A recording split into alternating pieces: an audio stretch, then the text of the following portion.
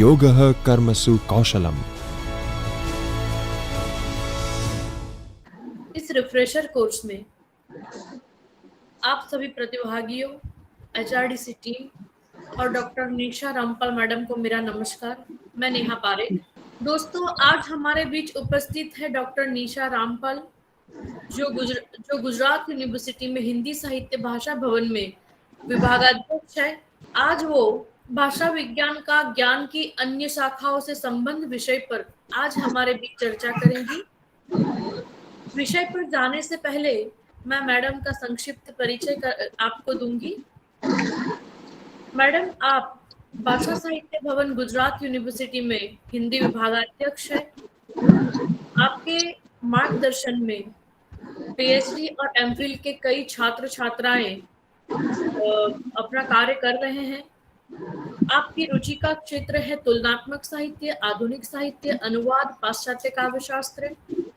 100 से अधिक राष्ट्रीय तथा अंतर्राष्ट्रीय पत्रिकाओं में आपके आलेख प्रकाशित है। 7 से अधिक आपकी पुस्तकें प्रकाशित है। आज मैडम हमें भाषा विज्ञान का ज्ञान की अन्य शाखाओं से क्या संबंध है, इस विषय पर आज वे हमारे बीच चर्चा करेगी। तो निशा मैडम, आपके लिए मंच खुला है। मैं आपका हमारी सभी प्रतिभागियों और एचआरडीसी टीम के वती आपका मैं स्वागत करती हूँ। आप अपने विचार हमारे समक्ष प्रस्तुत करें। नमस्कार सभी को मेरी ओर से। जैसा कि विषय जो है आज वो भाषा विज्ञान की शाखा, अन्य शाखाओं से जो संबंध है उसमें कुछ मैं चर्चा करूंगी। देखिए, कुछ नया नहीं है, हम सब जानते हैं, तो थोड़ा सा उसका जो बेस है उस पर मैं बात करती हूँ कि हम सब जानते हैं कि भाषा विज्ञान का जो इतिहास है वो आज का नहीं है, बहुत पुराना है। वर्षों से सृष्टि के साथ ही हमारा भाषा की उत्पत्ति हुई है। और आप सबने पढ़ा होगा निश्चित तौर से, जो बेवेल की दीवार जो बनी और उसमें जो एक मिथक कहानी है, उसके तहत जो ये भाषाएं उत्पन्न हुई, तो ये वहां से चलता है। जिसके लिए प्राचीन काल से अगर हम बात करें तो उसमें शब्दों की उत्पत्ति के बारे में कई सारी परिभाषाएं दी गई है, आप सभी जानते होंगे। जैसे शाक्टायन ने दी परिभाषा, गर्ग ने दी है, और उनके जो लिखे ग्रंथ है हमारे सामने मिलते हैं। ब्राह्मण ग्रंथ है, पाठ पाठ है, शिक्षा है, प्रतिशाख्य है, निघंटु है, यास्क है, ये सभी। और हम सब जानते हैं कि भाषा विज्ञान में सबसे ज्यादा अगर योगदान है तो वो है यास्क की देन है। हमें यास्क ने ये भाषा विज्ञान, जिसको अंग्रेजी में हम लिंग्विस्टिक्स भी कहते हैं, ठीक है, और इसे व्याकरण का व्याकरण कहा गया है आधुनिक। अगर वर्तमान में कहें कि अगर हमें व्याकरण का व्याकरण जानना है तो हम सबको भाषा विज्ञान को जानना बहुत जरूरी है। भाषा विज्ञान हमें शब्दों से परिचित करवाती है, हमें अर्थों से परिचित कराती है, हमें रूपों से परिचित करवाती है, हमें ध्वनि से परिचित करवाती है। तो ये सारे उसके जो है, जिसके तहत हम मूल रूप से अगर हम बात करें तो ध्वनि का महत्व, भाषा बहुत महत्व का है। बिल्कुल, अगर ध्वनि नहीं है तो आपकी भाषा का कोई है नहीं, ठीक है। ध्वनि में भी फिर शब्द भेद है, विभाषा है। और आप ये देखिए कि एक बहुत सुंदर, मैंने 5-6 किताबों को ध्यान में रखकर मैं आपके सामने एक बात कर रही हूँ। आप ये देखिए, एक ग्राफ है जो अभी अभी एक बना है, जो भाषा विज्ञान, आधुनिक भाषा विज्ञान। शायद आप लोगों को, नेहा आप मुझे बताते रहना अगर कहीं कुछ कमी लगे तो आवाज में। तो आप ये देखिए कि ये पुस्तक है जो आप सबके पास होनी चाहिए, भाषा विज्ञान की, डॉक्टर विवेक शंकर की है, जिन्होंने आधुनिक भाषा विज्ञान के ऊपर बहुत ही बारीकाई से अपने अध्यायों को अपने ग्राफ के द्वारा प्रस्तुत किया है। ये पुस्तक है जिसे आप सबको पढ़ना चाहिए, क्योंकि हम लोग साहित्य के विद्यार्थी है और साहित्य के विद्यार्थियों को कहीं ना कहीं साहित्य तो है अपनी जगह, हम जानते हैं, पर हमें जब विज्ञान को, क्योंकि भाषा विज्ञान अभी हमारे सामने इंटरडिसिप्लिनरी का समय है, अंतर्विद्या की का समय है, तो हमें ये मालूम होना चाहिए कि भाषा विज्ञान को किन शाखाओं के साथ और उसके जो संबंध है वो कहाँ कहाँ है। तो उसको मैंने तैयार यानी आपके सामने कोशिश कर रही हूँ प्रस्तुत करने की। और मुझे ये बताया गया है नेहा कि आपके यहाँ अंग्रेजी के भी कई पार्टिसिपेंट हैं, तो मैं साथ में कहीं कहीं मैं जब लिंग्विस्टिक्स और महाकाव्य का जो टेक्स्ट है तो उसको मैं अंग्रेजी में भी आप सबके सामने रखूंगी, और गुजराती भी है तो मैं कहीं कहीं बोल पाऊंगी, बाकी मैं पूरा हिंदी में अपनी बात को ज्यादातर प्रस्तुत करूंगी। तो आप ये देखिए कि भाषा विज्ञान की जो विचार है वो हमें आध्यात्मिक से लेके लौकिक क्षेत्र तक, यानी आध्यात्मिक यानी शुरुआत और आध्यात्मिक के जो हमें जो दार्शनिक है, जिसे हमने फिलोसॉफी कल की जो बात करी है, वहां से लेके लौकिक यानी इस लोक के क्षेत्र में, तो आरंभ से लेकर यानी आज का नहीं है, तो आध्यात्मिक लौकिक क्षेत्र में जो ज्ञान का विस्तार है, जिसकी अनेक आचार्यों ने, अनेक विद्वानों ने अपने अपने समय पे उसे व्याख्यायित किया है, जिसकी अपार महिमा की बात करिए। मेरे सामने आपको एक चाणक्य का एक उदाहरण देती हूँ आपको। वस्तुतः उन्होंने बताया है कि कैसे हम अलग होते हैं। बहुत सुंदर है कि ज्ञान का एक ऐसा साधन है जो आप देखिए इंसान को मिला है, हम जानवरों से कहीं ना कहीं अलग पड़ते हैं।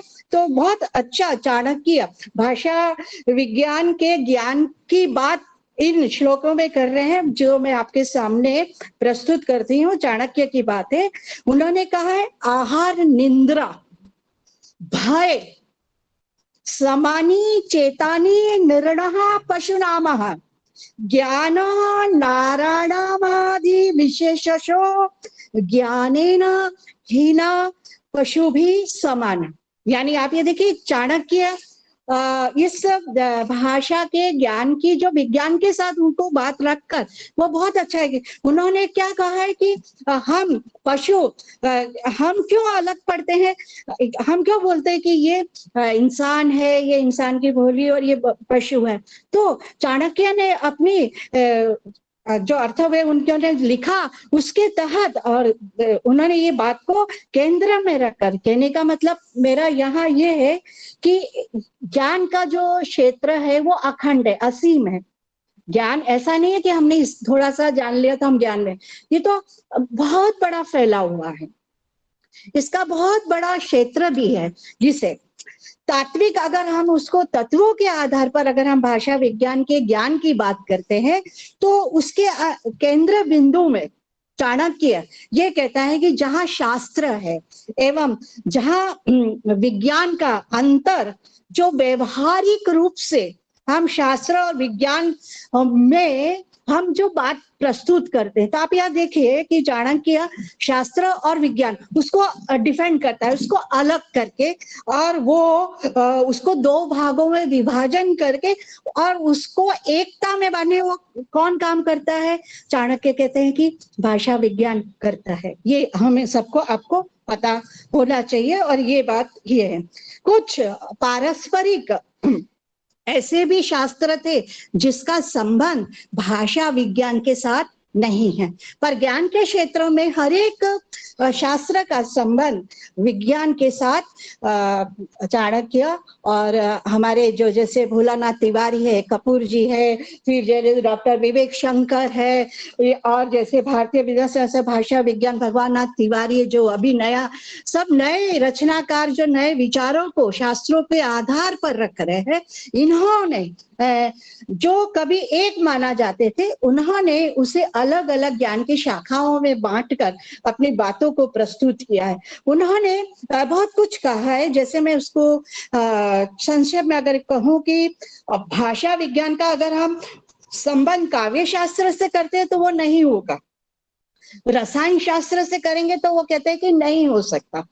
और आप ये देखिए रसायन, जो जिसे हम अंग्रेजी में केमिस्ट्री बोलते हैं, तो वो कितना हमारे साहित्य के साथ जुड़ा हुआ है, किंतु उनका ऐसा मानना है कि ये स्वतंत्र है, कि इसके साथ हम भाषा विज्ञान को हम नहीं रख सकते। ऐसे कई सारे अपवाद के रूप में भी भाषा विज्ञान की ज्ञान की शाखाओं के संबंधों में उन्होंने इन शास्त्रों को, इन शाखाओं को अलग किया है। उसके बाद उन्होंने जो शाखाओं को बांटा है, अगर भाषा वैज्ञानिकों ने, तो करीब उन्होंने शास्त्रों के साथ जो करीब उनके 11 शास्त्र ऐसे हैं कि उन्होंने कहा है इन 11 शास्त्रों के साथ भाषा विज्ञान का जो संबंध है वो बहुत गहरा है।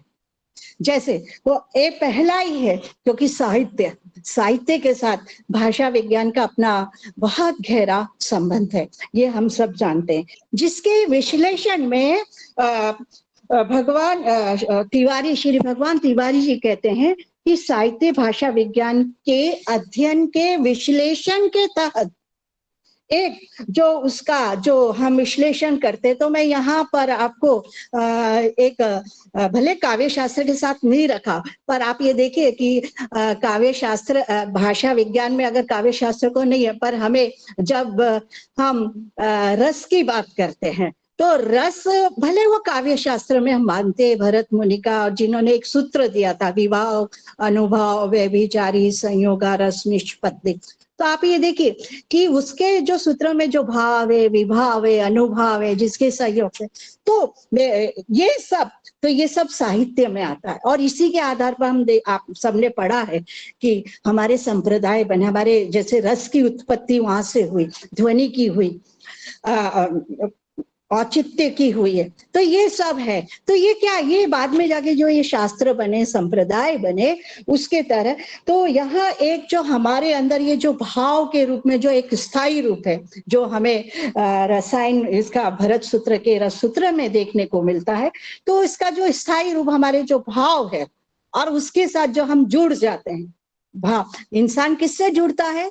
भाव विभाव से, है ना। आपको जानकारी, आपको उसके बारे में जानना बहुत जरूरी है। तो हम व्यक्ति शास्त्र है, तो हमें अगर साहित्य पढ़ाना है और इंटरडिसिप्लिनरी के तहत काम करना है, तो निश्चित है कि उसे उस साहित्य के साथ और वो जिसके साथ उस भावों को उसके साथ भी जोड़ना पड़ेगा, तो ही हम जान सकते हैं।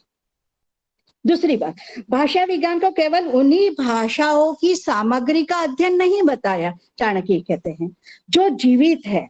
अब उन्होंने कहा कि किसके साथ है ये भाषा विज्ञान, साहित्य भी ये बात कर रहा है, जो जीवित है, जो जैसे अब आप ये देखें कि हमारे यहाँ भाषा की तो उत्पत्ति वैदिक कालीन से हुआ, जिसमें भाषाएं आई, सबसे पहले संस्कृत आती है। तो ये अपने आप में आप 4 जो हमारे वेद लिखे हुए हैं, उसी में से सभी की उत्पत्ति हुई, और 5वां वेद जिसे हमने भरत मुनि का नाट्य शास्त्र माना है। तो आप ये देखिए हमारे लिए कितना महत्व की बात है कि हमारे शास्त्रों में हमारे एक खजाना है, जिसमें से हम एक पूरा लिंग्विस्टिक्स के रूप में हम लेकर आए हैं। हमें जाना, राशकर ने हमें बताया, हमें कुंतक ने बताया, हमें भट्ट ने बताया, ये सारे हमारे आचार्य जो है, इन सबों का जो अपने साथ जो उनकी विचारधारा थी, जो आप लोग समझते हैं और आप लोगों ने पढ़ा है, तो वैदिक कालीन, फिर संस्कृत है, प्राकृत है, अपभ्रंश है, ऐसा साहित्य में तो बहुत सारा हमारे सामने प्रचुर साहित्य विद्यमान है। साहित्य तो बहुत गहरा है, साहित्य एक समुद्र की गहराई को हम नाप सकते हैं, पर साहित्य की गहराई को हम नहीं नाप सकते, बहुत गहरा है। हर एक उसमें कुछ ना कुछ उसमें छुपा हुआ है, उसमें से लाना है। तो भाषा विज्ञान के साथ जब हम साहित्य की बात करते हैं, तो उसके अंतर्गत वेद, इन भाषाओं को भी, भाषा विज्ञान के साहित्यकारों को जानना पड़ेगा, तभी हम साहित्य को भाषा विज्ञान के साथ हम जोड़ सकते हैं, जिसमें यद्यपि फिर उसमें से कई सारी भाषाएं बनी हैं। हम ये भी जानते हैं वैज्ञानिक अध्ययन के आधार पर, भाषा विज्ञान के अध्ययन के आधार, तो अगर ये है तो साहित्य हमारा ऋग्वेद के ऊपर माना है। और आप देखिए कि ऋग्वेद में की ऋचा में एक गवेषणा शब्द आता है, जिसे आज हम वर्तमान में रिसर्च का जो हम अनुवाद करते हैं कि रिसर्च यानी शोध का जो हम अनुवाद करते हैं कि भाई हाँ रिसर्च यानी शोध, पर आप ये देखिए कि क्योंकि हम आधुनिकता में हैं हमने वो शब्द को अपनाया है, पर आप देखिए कि ऋग्वेद में भाषा का और खोज के बारे में गवेषणा शब्द आया और उसको जो डिफाइन, उसको परिभाषित किया, तो वो कहीं ना कहीं भाषा विज्ञान का ये उत्तर है। क्योंकि गवेषणा तो उसको आप देखिए उसका संस्कृत वो पढ़ो, तो क्योंकि ये व्याकरण का व्याकरण है तो वो आपको शब्दों के साथ ही ये किस धातु से बना है, ये कहाँ से बना, तो ये जो धातु है व्याकरण तो है, पर हमें भाषा विज्ञान उसको एक मूल रूप से उसको प्रस्तुत करती है। यहाँ पे बहुत सारा कुछ है कि और जैसे संस्कृत है तो संस्कृत भाषा, तो संस्कृत भाषा के साथ हम भाषा विज्ञान को जोड़कर हम उन आचार्यों का जो भरत मुनि है उसके बाद जो हम उनको प्रस्तुत कर सकते हैं कि ध्वनि का, आनंद वर्धन ने ध्वनि के बारे में ये कहा, तो वो कि ध्वनि का महत्व किस तरह से, तो इस तरह से भी हम यानी उसके विचारों के साथ जोड़कर हम बात कर सकते हैं। जिसके तहत फिर आप ये देखिए संस्कृत है, ग्रीक है, लातिन है, ईरानी है, स्लाविक है, यूरोप है, ये सब भाषाओं का साहित्य हमारे सामने वर्तमान में उपलब्ध है। उसको अध्ययन करके, अतः अगर हम इसको संक्षेप में अगर हम उसको कहें तो साहित्य के अध्ययन एवं विश्लेषण से हम ये पता लगा सकते हैं कि ये साहित्य में कहाँ इसका अध्ययन हम भाषा विज्ञान की किस विधा के साथ कर सकते हैं। एक उदाहरण मैं आपके सामने रखती हूँ, जैसे एक बुंदेली है भाषा है। अब बुंदेली भाषा में उद्यमी लड़का है तो उसको बुंदेली में बोलना है तो कैसे बोला जाएगा, ओना मासी धम बापड़म धम कम। अब ये देखिए कि इसमें प्राकृत है, पर प्राकृत के साथ वो क्योंकि हमें भाषाओं की उत्पत्ति तो हमारी संस्कृत से, क्योंकि भाषाओं की जननी तो हम संस्कृत है, और उसके बाद आपने जो भाषा वो भाषाएं ये जो आपने पढ़ा है मैं उस पर नहीं जाती, तो किस तरह से उसमें विकास हो, तो कहीं ना कहीं हमारे ये जो भाषाओं में जो शब्द हमने लिए हैं तो वो कोई भी बोली क्यों ना उसमें कहीं ना कहीं वो शब्द हमें प्राकृत में से मिलते हैं, हमें लैटिन में से मिलते हैं, हमें ईरानी में से, जिसको हम देशस विदेशल तत्सम तद्भव जो आपने पढ़ा है उसमें से। तो ये एक बहुत महत्व का है कि अगर हमें साहित्य के साथ भाषा विज्ञान को काम करना है, रिसर्च का काम करना है, तो हमें उन भाषा विज्ञान के तहत अगर आपका जो विषय है और उसको तहत अगर हम काम करते हैं, जैसे बुंदेली भाषा का हिंदी में बुंदेली भाषा का तो ये बहुत ही जानकारी हमें मिलेगी। और जिससे आप ये देखिए प्राचीन साहित्य का अध्ययन अगर हम नहीं करेंगे तो हम आधुनिक साहित्य का अध्ययन नहीं कर सकते, ये आप सब हम जानते हैं। हमारा जो मूल है, हमारा जो विचार ये है वो तो हम आध्यात्मिकता के साथ ही जुड़े हैं ना। मैंने आपको शुरू में कहा कि ये भाषा विज्ञान का एक आध्यात्मिकता के साथ व्याकरण का व्याकरण है। तो वास्तव में अगर हम कहें तो सबसे पहले हमें भाषा विज्ञान के लिए हमें सबसे पहले जो समझना है वो ध्वनि को जानना है। ध्वनि, क्योंकि उच्चारण, आप ये देखिए उच्चारण अगर आपका सही है तो भाषा विज्ञान उसको बिल्कुल सही करेगा। ठीक है, अब आप ये देखिए भाषा विज्ञान दो शब्दों से बना है, भाषा और विज्ञान, एक लैंग्वेज और दूसरा साइंस, है ना। अब आप ये देखिए ये दो चीजें हैं, और साहित्य लिटरेचर, तो आप ये देखिए कि ये तीनों का अगर हम परिभाषित करें ज्ञान की शाखाओं के तहत तो आपको भाषा यानी कोई भी लैंग्वेज जिसको हम अंग्रेजी में बोलते हैं, क्योंकि आजकल हम जो पढ़ते हैं यहाँ जो बताया जाता है तो हम सीधा क्या बोलते हैं कि मैडम भाषा तो वो अंग्रेजी का रूपांतर है ना, हाँ लैंग्वेज को हम हिंदी में भाषा बोलते हैं ना। तो अब ये देखें तो हम किसको जानना हमें बहुत जरूरी है, भाषा विज्ञान जो पढ़ता है या हमें जो तो उसे भाषा यानी उसको लैंग्वेज, फिर लिटरेचर, साहित्य, लैंग्वेज, साहित्य और लिंग्विस्टिक्स आपकी ये बहुत ही अगर आप हमने इसको नहीं अर्थात व्याकरण का नहीं जाना तो हम उसको अलग नहीं कर सकते। हम उसको फिर ये नहीं बोलेंगे कि इसमें ये ध्वनि, तो ध्वनि का महत्व सबसे जरूरी भाषा विज्ञान में बताया गया है। तो भाषा विज्ञान जो ध्वनि परिवर्तनों या अर्थ परिवर्तन के कारण जो हमें साहित्य में जो योगदान देता है, ये हमारे लिए बहुत महत्व का है।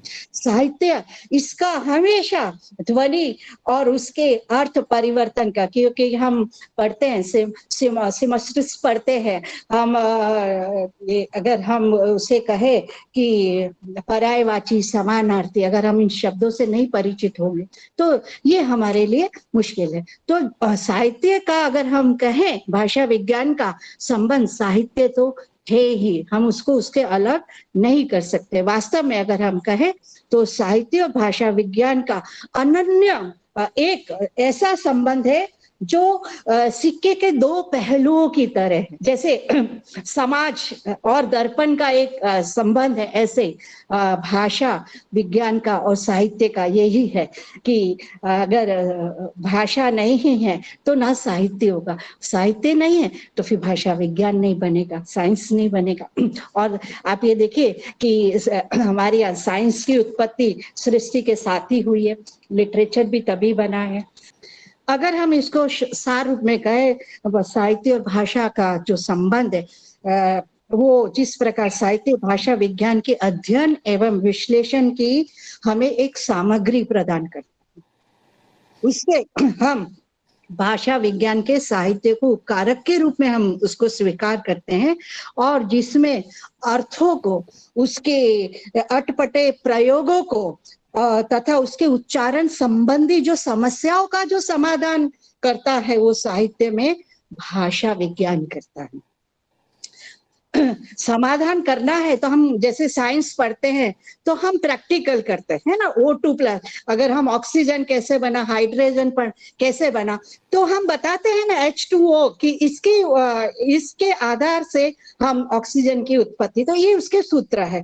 तो इसी तरह से साहित्य में भाषा विज्ञान भी अपने इन अर्थ और ध्वनि के द्वारा वो क्या प्रस्तुत करता है, भाषा विज्ञान के विचारों को, कि इस रूप में साहित्य में आप काम कर सकते हैं। और ये बहुत बड़ा उपकार है। यहाँ पे भगवान दास तिवारी बोलते हैं कि ये तो बहुत बड़ा उपकार है कि कितना यानी कि अगर अर्थ नहीं है, शब्द नहीं है तो नहीं है, तो भाषा विज्ञान का साहित्य में अर्थ के रूप में, ध्वनि के रूप में बहुत बड़ा योगदान भाषा विज्ञान ने साहित्य को दिया। तो ये एक ज्ञान की शाखा के तहत हम बात करें तो पहला हमारे लिए भाषा विज्ञान की शाखाओं में सर्वप्रथम अगर स्थान दिया जाता है तो वो साहित्य और भाषा विज्ञान का दिया जाता है, जिसमें वास्तव में अगर हमें उसको एक सार एक वाक्य में अगर मैं उसको कहना चाहूं तो वास्तव में साहित्य और भाषा विज्ञान को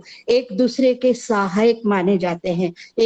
दोनों एक दूसरे के वो है, अगर भाषा नहीं है तो विज्ञान नहीं है, भाषा नहीं है तो कुछ भी नहीं है, उसका अर्थ नहीं है, उसको जानेंगे नहीं तो फिर तो हमारा, जैसे चाणक्य ने बोला ना कि फिर हम तो किसकी गिनती में गिने जाएंगे, पशु की गिनती में गिने जाएंगे। जो मैंने आपके सामने शुरुआत में जो चाणक्य का श्लोक जो उन्होंने बताया था उसको जो प्रस्तुत किया, तो कहने का है कि यहाँ पे आप देखिए साहित्य की अगर हम बात करें तो संस्कृत के यहाँ विद्यार्थी होंगे तो आप ये देखिए कि महर्षि पाणिनि का जो व्याकरण है तो उसमें भाषा विज्ञान का बहुत बड़ा अध्ययन है ना। अगर पाणिनि ने व्याकरण नहीं दिया होता तो हम नहीं जान सकते थे कि संस्कृत का ये है, आप उसको व्याकरण को नहीं जा सकते। जैसे पाणिनि का है, उसने कई सारे अपने उस ग्रंथ में आप लोगों ने निश्चित तौर से पढ़ा होगा, तो उन्होंने बहुत सारे उसके नियम या उसके अगर हम कहें उसको भागों में बांटा या उसके प्रकारों में बांटा है।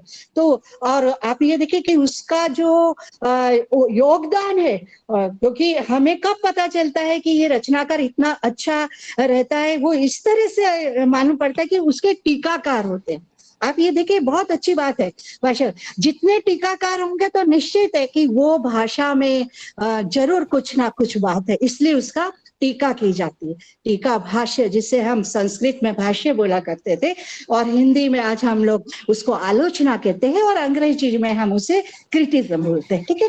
तो उसी की होती है। तो भाषा का साहित्य के साथ गहरा संबंध है और हर तरह से वो जुड़ा हुआ है, वो कहीं ना ऐसा नहीं है वो अलग है।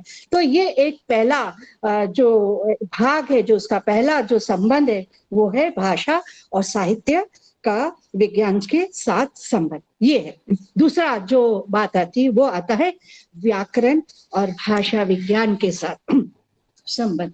अब क्योंकि साहित्य के साथ हमने जाना कि वो संस्कृत है, ग्रीक है, लैटिन है, जिसमें जितना जहां जहां साहित्य लिखा है वहां वहां ध्वनि भी है, अर्थ भी है, रूप भी है ना, सब कुछ है, विचार भी है, भाव भी है ना। तो आपको देखिए कि भाषा विज्ञान, तो मैं कई बार अपने विद्यार्थियों को पढ़ाती हूँ, जैसे भरत मुनि का है, बहुत सुंदर है, कॉन्सेप्ट ऑफ द महाकाव्य एंड टेक्स्ट लिंग्विस्टिक्स।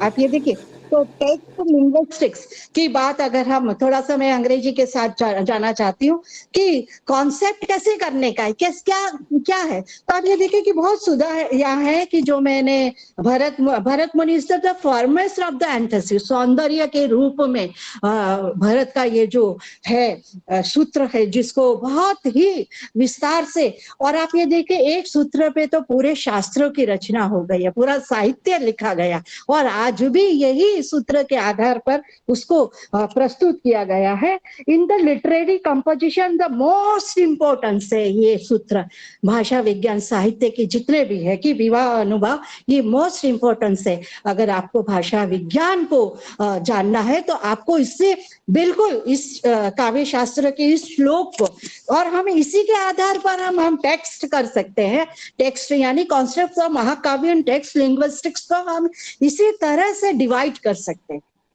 क्योंकि हमें क्या करना है, लिखा है उसको हमें टेक्स्ट के रूप में, टेक्स्ट यानी उसके पाठ के रूप में, उसके पाठ टिप्पणी के रूप में हम उसको विभाजित करते हैं और फिर हम जानते हैं कि नहीं, इसमें ये बात लिखी थी। इसलिए आप ये देखिए कि इसी के लिए Bharat Muni is the foremost of the, बहुत मुख्य वो है लिटरेरी क्रिटिक्स ऑफ इंडिया। अगर आप ये देखिए, वो है संस्कृत के, पाश्चात्य में भी है, पाश्चात्य में भी सुकरात से हम मानते हैं, पर आप देखें कि हमारी जो संस्कृति है वो तो वैदिक कालीन से है, और वैदिक कालीन से तो हमारे सामने ये सब वेद आए और ये आए, तो उसी को यहाँ पर लेसन के रूप में, पाठ के रूप में, भाषा विज्ञान तो हमें पाठ ही सिखाता है ना, एक लेसन करना ही बताता है ना, चाहे वो ध्वनि के रूप में हो, अर्थ के रूप में हो, या वक्रता औचित्य के रूप में, तो ये हमें ये सिखाता है।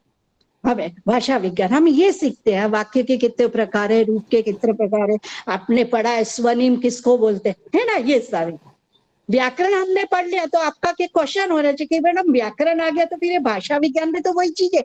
नहीं बेटा, व्याकरण का वो व्याकरण है, वो संज्ञा को बताता है कि नहीं, ये संज्ञा में अगर ये है तो उसका अर्थ क्या है, तो आप उसको ध्वनि के माध्यम से, ठीक है, तो ये भी है। तो आप ये ग्रामर और the literature the resort of the Bharata give the great participate in, ये ग्रेट हमारे भारत वैदिक कालीन, और ये जो भारत के द्वारा प्रस्तुत जो भारतीय भरतनाट्य है, जो उनका भाट्य, वो बहुत ही आप सबको आना चाहिए, चाहे वो संस्कृत के हो चाहे वो अंग्रेजी को, उसे ये बहुत जानना चाहिए। जिसके आप ये देखिए, जिसके अंतर्गत गिविंग इन प्रिंसिपल्स मैसेज जाते हैं, this is done throughout the section of the proper principal character and dispatching action and situation and emotional moods proper और the rasa on the character. आप मूल जो रस के जो कैरेक्टर चरित्र वो करते हैं, तो ये कौन है, ये भाषा विज्ञान हमें बताता है वो संस्कृत का, भरत मुनि ने हमें ये सूत्र दिया है, पर उसको डिफाइन कौन कर रहा है? हमारा ये सूत्र। उसके आधार पर बात के जो आचार्य ने उन्होंने यही सारी बातें कर दी, यही मुख्य उन्होंने टेक्स्ट महाकाव्य का जो टेक्स्ट लिंग्विस्टिक्स है वो इसी तरह से हम उसको डिफाइन वो करते हैं। किसी ने जैसे अगर मैं यहाँ पर बात करूं कि आनंद वर्धन ने इसे किस तरह से डिफाइन किया, तो Abhinav Gupta are the other establish of the language function in the literature. उन्होंने फंक्शनल शब्द, अब आप ये देखिए कि फंक्शनल जो शब्द है वो तो प्रयोजन मूलक का है ना। कहां से है? हम प्रयोजन मूलक को हिंदी में क्या बोलते हैं, अंग्रेजी में क्या बोलते हैं? फंक्शनल लिटरेचर बोलते हैं कि नहीं बोलते? उसको किस तरह से प्रस्तुत ये करना, तो ये जो है जिसे हमें जानना है, the relation between the rasa, between the literature Acharya, जो संस्कृत में हम उसको आचार्य बोलते हैं। तो ये एक बहुत बड़ा शास्त्र के बारे में भाषा विज्ञान के तहत इसको हम इस आधार पर हम उसको डिफाइन, हम उसको बता सकते हैं। ऐसे बहुत सारे उदाहरण है मेरे पास। आप ये देखिए कि भरत मुनि का ये सूत्र है। एक और सूत्र मैं आपको बताती हूँ, साहित्य दर्पण का है, जो आप लोग पढ़ते हो। और साहित्य दर्पण का, साहित्य दर्पण जो वाक्य रसात्मक काव्य है ना, पढ़ा है, तो उसके तहत भी वाक्य, महावाक्य अलग अलग, तो ए सेंटेंसेस माइक्रो उन्होंने बताया। सेंटेंस के बहुत सारे ऐसे ग्रुप भी बनाए गए हुए हैं। सेंसेटिव ग्रुप बताया, गिवन द एस्थेटिक, जो सौंदर्य के रूप में। सौंदर्य वो नहीं है कि आप अलंकार विवश है, सौंदर्य तो हर एक में आपकी दृष्टि, आप उसको किस तरह से देखते हो, तो ये कौन दिखाता है, सिखाता है आपको? भाषा सिखाती है, साहित्य सिखाता है। और साहित्य के साथ वो भाषा का एक बहुत बड़ा योगदान है, विज्ञान उसको क्लियर करता है। ये एक महत्व रहा है। तो ये हुआ भाषा, साहित्य और भाषा विज्ञान। अब मैं चलती हूँ, तो ये एक शाखा फैली हुई साहित्य और भाषा विज्ञान। दूसरी जो मैं बात यहाँ करना चाहती हूँ, जो दूसरी जो शाखाएं हैं वो है व्याकरण और भाषा विज्ञान। व्याकरण और भाषा विज्ञान क्या है कि व्याकरण कैसा होता है? वर्णात्मक होता है। हम सब जानते हैं कि उसका वर्णन किया जाता है, और वो विवरणात्मक होता है, उसका विवरण कर सकते हैं ना, वर्णन और विवरण ये कर सकते हैं। और भाषा विज्ञान क्या है? मैंने आपको बोला व्याकरण का व्याकरण था, तो व्याकरण हमें वर्णन और विवरण बताता है, पर भाषा विज्ञान क्या करता है? उसकी डेफिनेशन करता है, उसकी व्याख्या देता है ना, परिभाषा देता है। भाषा विज्ञान वो आपको परिभाषा देता है, और फिर वो परिभाषा के आधार पर क्या करता है? उसका पूरा विश्लेषण करता है। तो आप ये देखिए, व्याकरण हमें दो चीजें देता है। क्या देता है भाषा साहित्य? व्याकरण। याद रखना में बहुत जरूरी है, ये आना चाहिए आप लोगों को, आता ही होगा, मैं कुछ नया नहीं हूं, कि व्याकरण और भाषा विज्ञान, क्योंकि मेरा जो विषय है वो इसी के साथ है। तो क्या है, तो हमें व्याकरण देता है, वर्णन देता है। व्याकरण हमें वर्णन करना सिखाता है, वर्णात्मक करना, और विवरणात्मक, उसका हम विवरण करते हैं कि ये है ना। आप मैं कोई वर्ण वाला यहाँ पढ़ाने नहीं बैठे, तो आप समझ सकते हो कि किस तरह से अल्फाबेट, अंग्रेजी वाले भी कि ग्रामेटिकल, उसमें क्या होता है कि वो आपको उच्चारण उसको इस तरह से प्रस्तुत करता है। तो आप ये देखिए, व्याकरण की मैंने दो बातें बताई। क्या बातें बताई? कि वो वर्णन करता है और उसको विवरण करता है ना, ये आप लोग जानते हो। किंतु भाषा विज्ञान उससे बड़ा काम करता है। भाषा विज्ञान क्या करता है? उसको व्याख्यात करता है, जो मैंने आपको बताया कि रूप के रूप में, अर्थ के रूप में, ध्वनि के रूप में, उसके उच्चारण के रूप में, ये बताया। जो मैंने आपको एक ग्राफ भी बताया था, ये देखो यहाँ पर है। मैं पीपीटी द्वारा कुछ बताना चाहती थी पर सुविधा नहीं है, तो ये पूरा एक ग्राफ है जो बहुत सुंदर है कि वो किस तरह से आपको कर। और अभी जो आपको जानना है वो तो, क्योंकि अभी हम लोग आधुनिक युग में जी रहे हैं, तो आधुनिक युग में जी रहे हैं तो हमें उन चीजों को भी जानना है। तो ये पूरा ये ग्राफ बनाया कि कहाँ से क्या है, तो वो ये भाषा विज्ञान आपको बताता है कि कहाँ से किस तरह से इसका हम उसको व्याख्यात कर सकते हैं, उसको किस तरह से हम परिभाषित कर सकते हैं, और फिर उसका हम किस तरह से उसको विश्लेषण कर सकते हैं। एक और बात, तो ये तो आपने जाना कि व्याकरण वर्णन और विवरण सिखाता है, और भाषा विज्ञान हमें व्याख्या और उसका विश्लेषण सिखाता है। अच्छा, इसमें थोड़ा सा भाषा विज्ञान से थोड़ा अलग ही अगर कहे तो व्याकरण हमें क्या बताता है, नियम बताता है कि ये नियम है।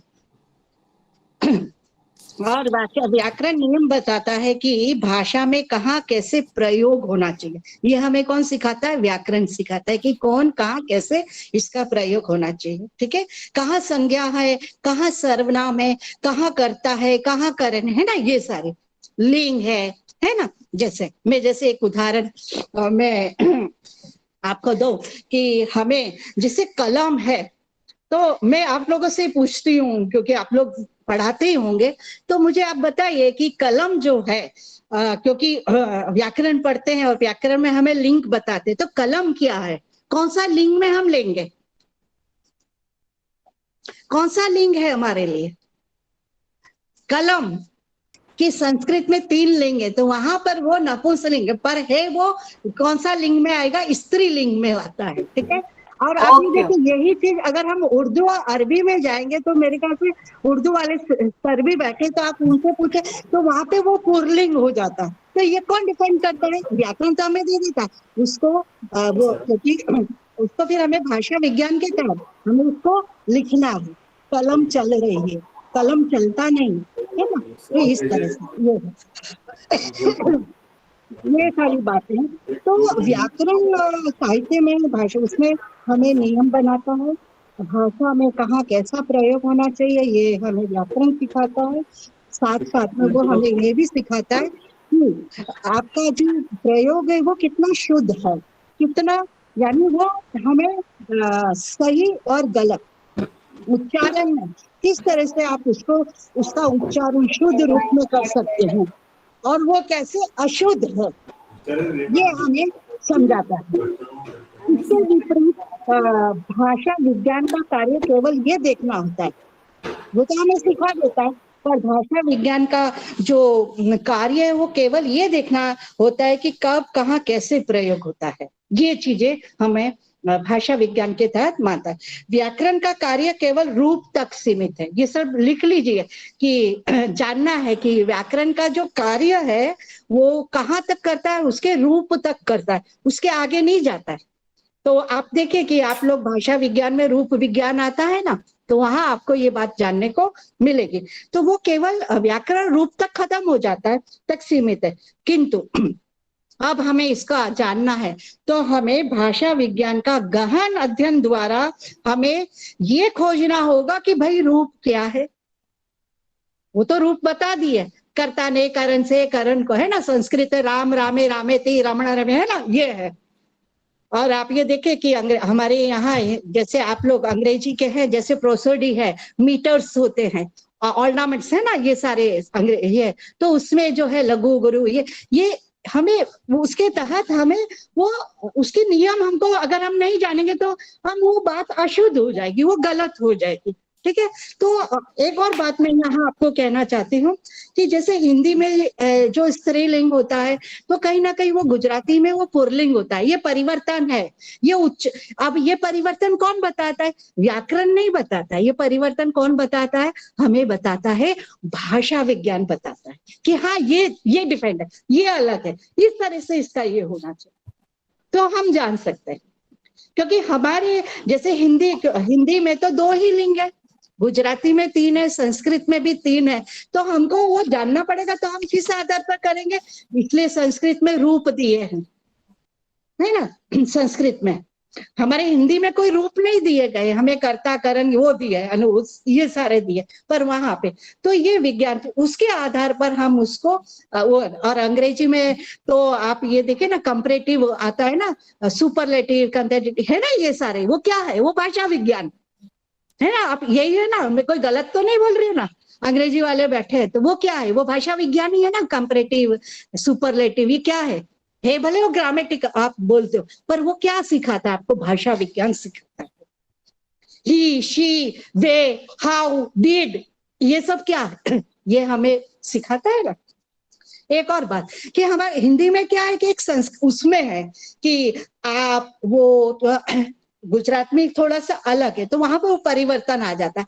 देन अंग्रेजी में आप देखिए कि कोई ऐसा शब्द ही नहीं, और आप ये देखिए कि मैं अंग्रेजी में तो हमारे जो रिलेशन है वो किसके साथ जुड़ा हुआ है, लॉ के साथ, वहाँ कानून काम करता है ना। मैं गलत तो नहीं बोल रही, तो कानून भी तो कहीं ना कहीं हमें कौन इसको डिफाइन करता है, भाषा विज्ञान, है ना। हम बोलते हैं my ex friend, my ex wife, my ex brother, ये है ना एक्स, या फिर हम ये भी बोलते हैं माय लॉ लगाते, कानून के साथ जोड़ते, है ना। तो ये सारे जो है व्याकरण भाषा, ये हमें देखना और समझना, और हम उसके आधार पर हम ये इसको जान सकते हैं।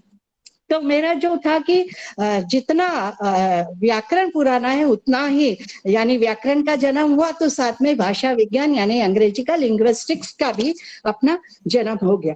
साथ साथ में अगर हम ये बातें कि भाषा विज्ञान एक गहन अध्ययन द्वारा ही हम उसको, यानी गहन अध्ययन है, हम उसको रिसर्च के द्वारा ही हम उसमें डूबकर ही हम उसको खजाने को हम पा सकते। भाषा विज्ञान ये है कि उसमें से हमें ढूंढना है, लेकर आना है, ये भाषा विज्ञान करता है।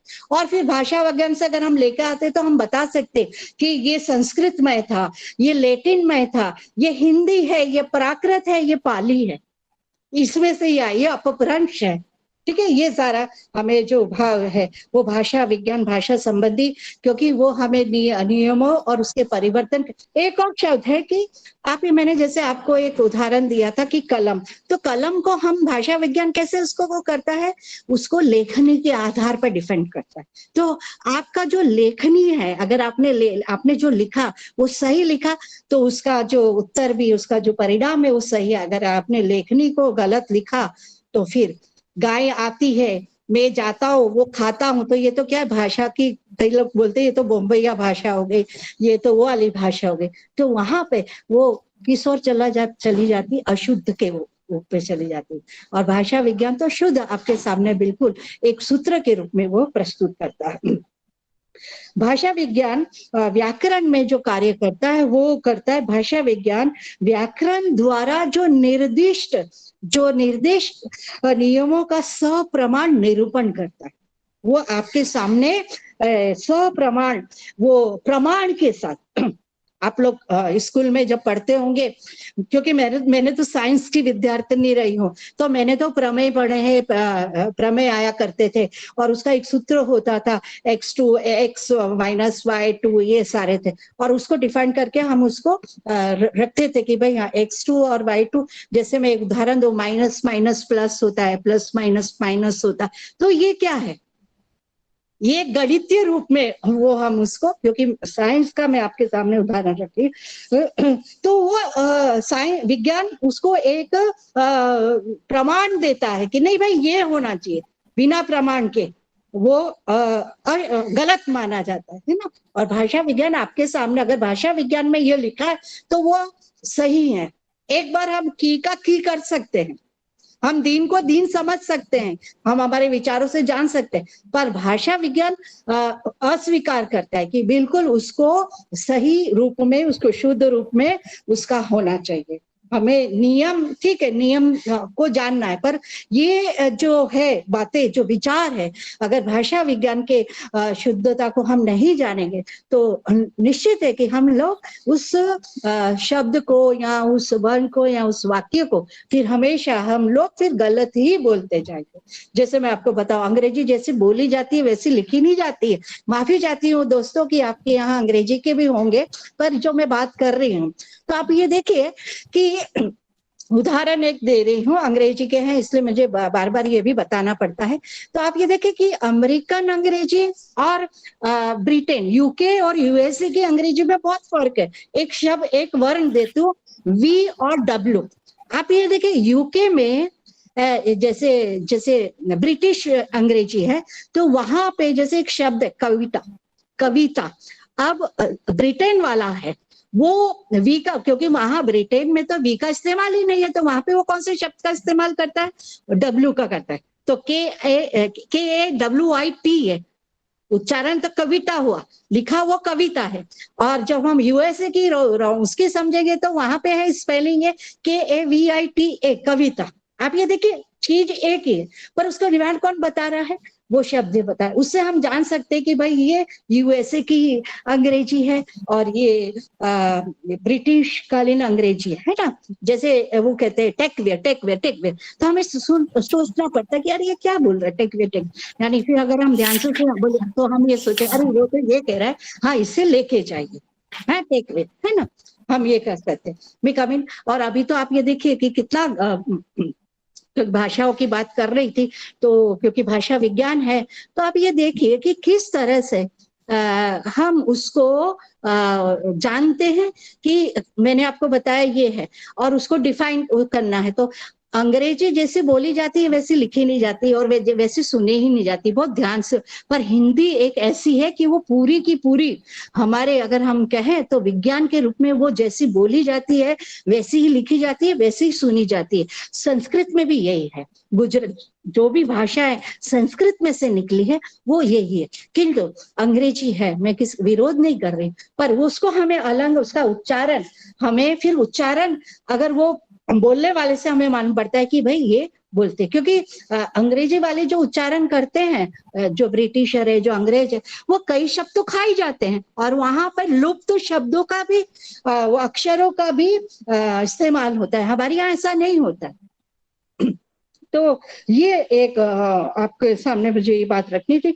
तो यहाँ व्याकरण और भाषा विज्ञान का जो संबंध के रूप में है, तो जो एक विवरण है वो तो है, पर उसमें से उसको रूप को कैसे अलग करना है, व्याकरण में से कैसे उसके अर्थ को जानना है, कैसे उसकी ध्वनि होनी चाहिए, ये हमें भाषा विज्ञान को करता है। तो भाषा विज्ञान व्याकरण द्वारा निर्दिष्ट नियमों का सप्रमाण, यानी वो आपको प्रमाण के रूप में आपको एक दे देता है कि भाई ये इसका प्रमाण है, प्रमाण पत्र है कि ये इसका है, हाँ ये वो क्या है। अतः व्याकरण का व्याकरण, इसलिए भाषा विज्ञान को व्याकरण का व्याकरण कहा जाता है। भाषा के अध्ययन में व्याकरण और भाषा विज्ञान दोनों एक दूसरे के पूरक है। अब आप देखिए कि एक नहीं है, जहां हम साहित्य और भाषा विज्ञान को हम एक मान सकते हैं, पर ये दोनों एक दूसरे के पूरक, उसके उसमें है।